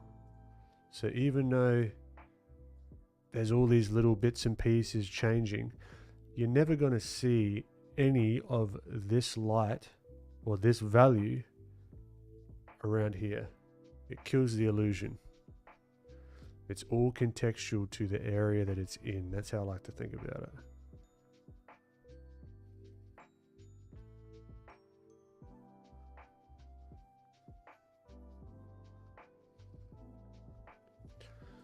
That makes any sense. I don't know. I don't know why this turned into a lesson, but that's what I was thinking, and that's what there you go.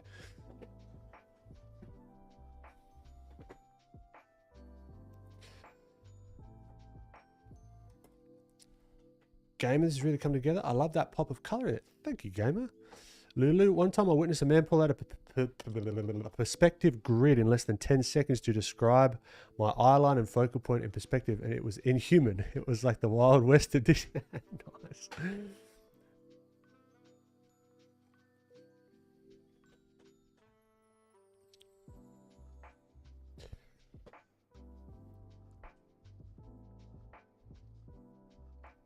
So I'm really new to digital art. What are the cheapest starting points for it? I have a laptop and a phone, but that's it. Got lots of physical art stuff though. Wait, what? This is so helpful. Oh, I'm glad. The cheapest, I mean, you can look for affordable pen tablets, I'd recommend. Because then that's instead of buying like an iPad or something, you'd want something like this, like a, I don't know if you can see it, just like a tablet of some sort. It doesn't have to be this big, can be smaller. There's a lot more affordable options out there. I haven't tried any of them, so I wouldn't be too clued in to what's good and what's not, because I've had this for ages. I mean, if you look after them and they're like a decent brand, they should last you a long time. You know, at least that's been my experience.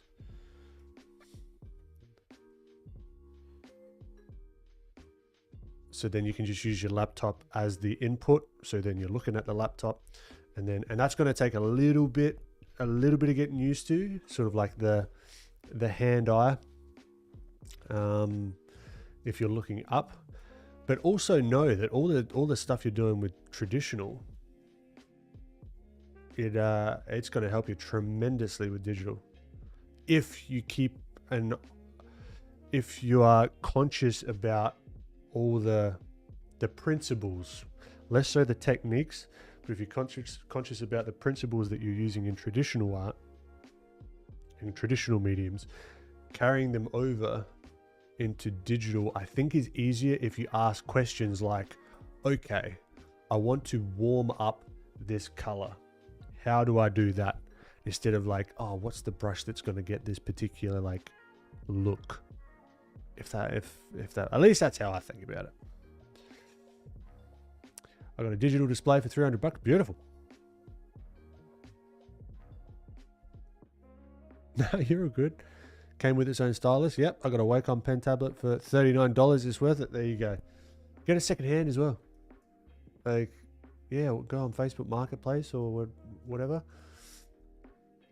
I mean, I got my Wacom one, granted, fairly expensive, but I got it a heck of a lot cheaper than I would have knew. Got that one on Facebook Marketplace.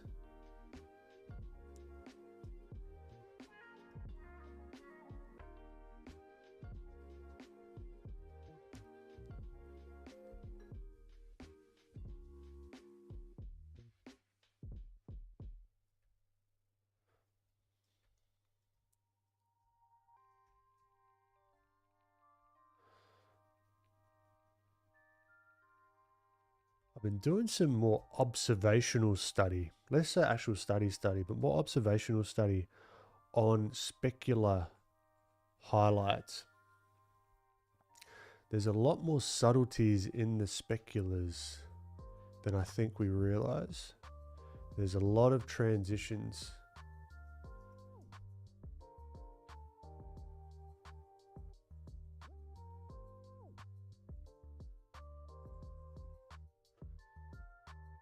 Like, it's not just, here's my highlight color. You know, there's transitions, there's different colors that are going on. If it's like a bright light, it's like cooler or more like daylight, then the colors typically around that highlight are going to be a lot more desaturated. But depending on the material, it could saturate as it moves away from that light source or that highlight area. It could really saturate back up again. Sort of what's going on here.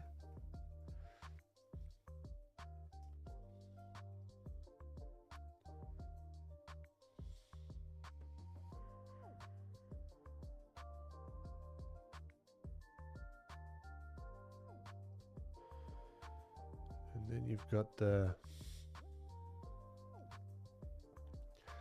what's the word? The blurriness, the fuzziness.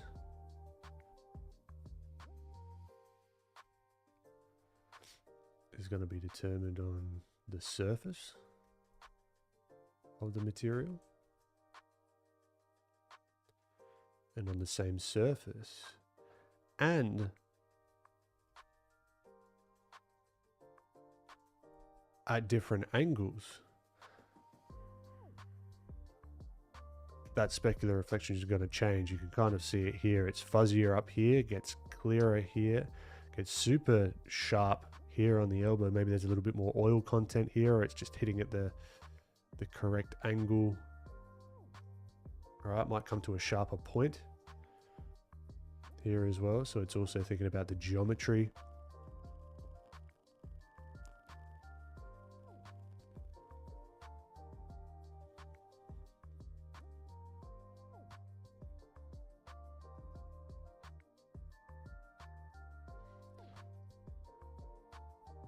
Got my Apple Pencil used and saved $30. Beautiful. Still costs more than my XP Pen Deco 03, even though I use that more because of the ergonomics. Yeah, that's also, you're going to find what works for you. As you go, you might be super amped about this brand new tablet and blah, blah, blah, that connects to the laptop. But then one day you might get an iPad and you're like, oh, this is way better. Like, this is way better for how I work. Or whatever, you know what I mean? Like, you never really know until you give it a go for a while.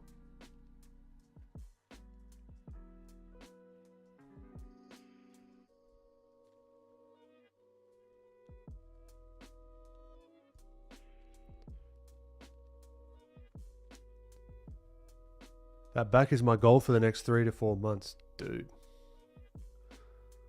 What peptides are you going to be taking? Actually, no, I don't know. You could have a great physique and I have no idea, so my apologies. I'm just saying, for me, if I wanted to get that back, I would have to have some pharmaceutical help, if you know what I'm saying.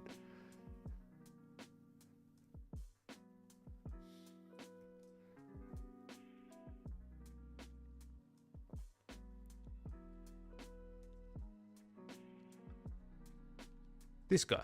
Maybe not this, the reference. That seems a little bit more doable. A lot of that's going to be diet as well, I reckon.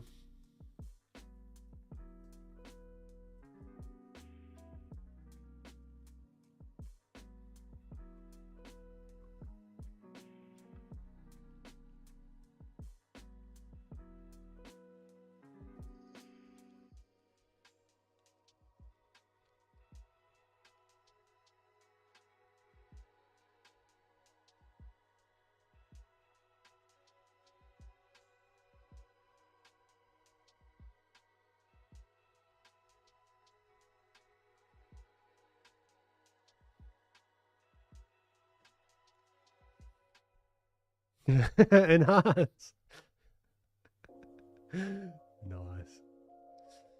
Yep.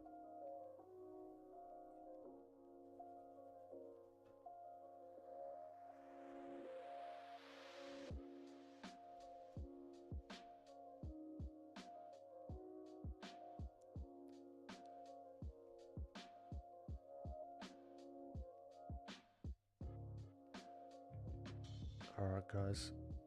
I might start wrapping this up, because anything that more I do on this fella, I think it's just going to be wasted on the noodle town. Speaking of noodles, I had a hot pot for the first time the other couple of days ago. Bloody beautiful. Mind you, I didn't have noodles in it, but that was great. If you haven't tried hot pot. Also, don't go if you're really hungry, because I accidentally loaded up and I forgot that it was based on weight. Well, I didn't realize it was based on weight, and I just got a whole bunch of shit in there. So you live, you learn.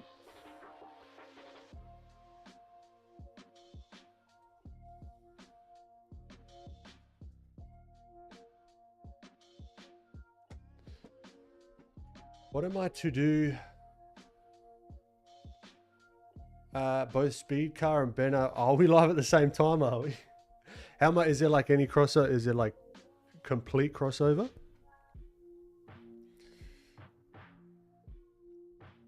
And hydration. No worries, Soph. You too. Hot pot is good. It is really nice, actually.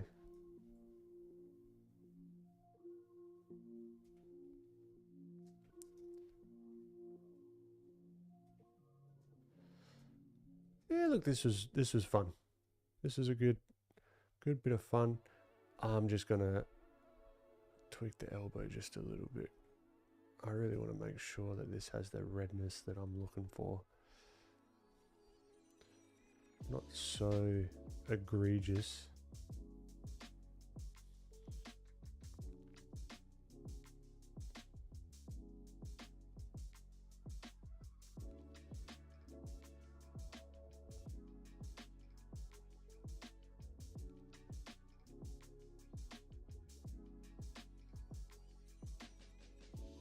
Too pink.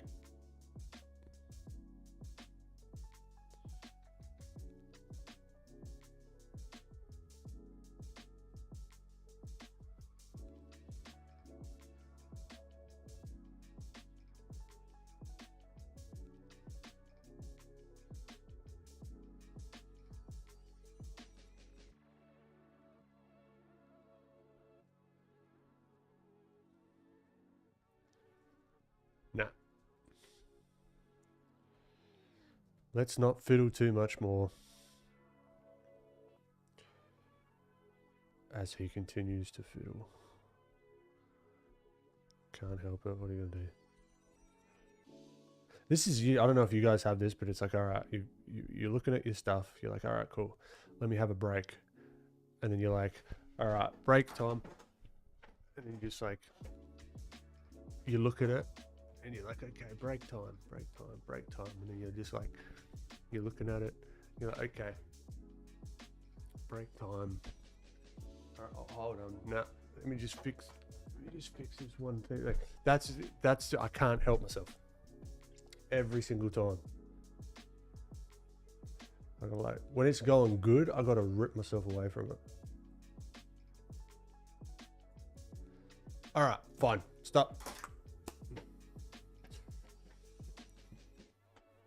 Why are knees and elbows more pink? Surely it should be more like the forehead color, as it is bony. Don't know. There's probably some reason for it.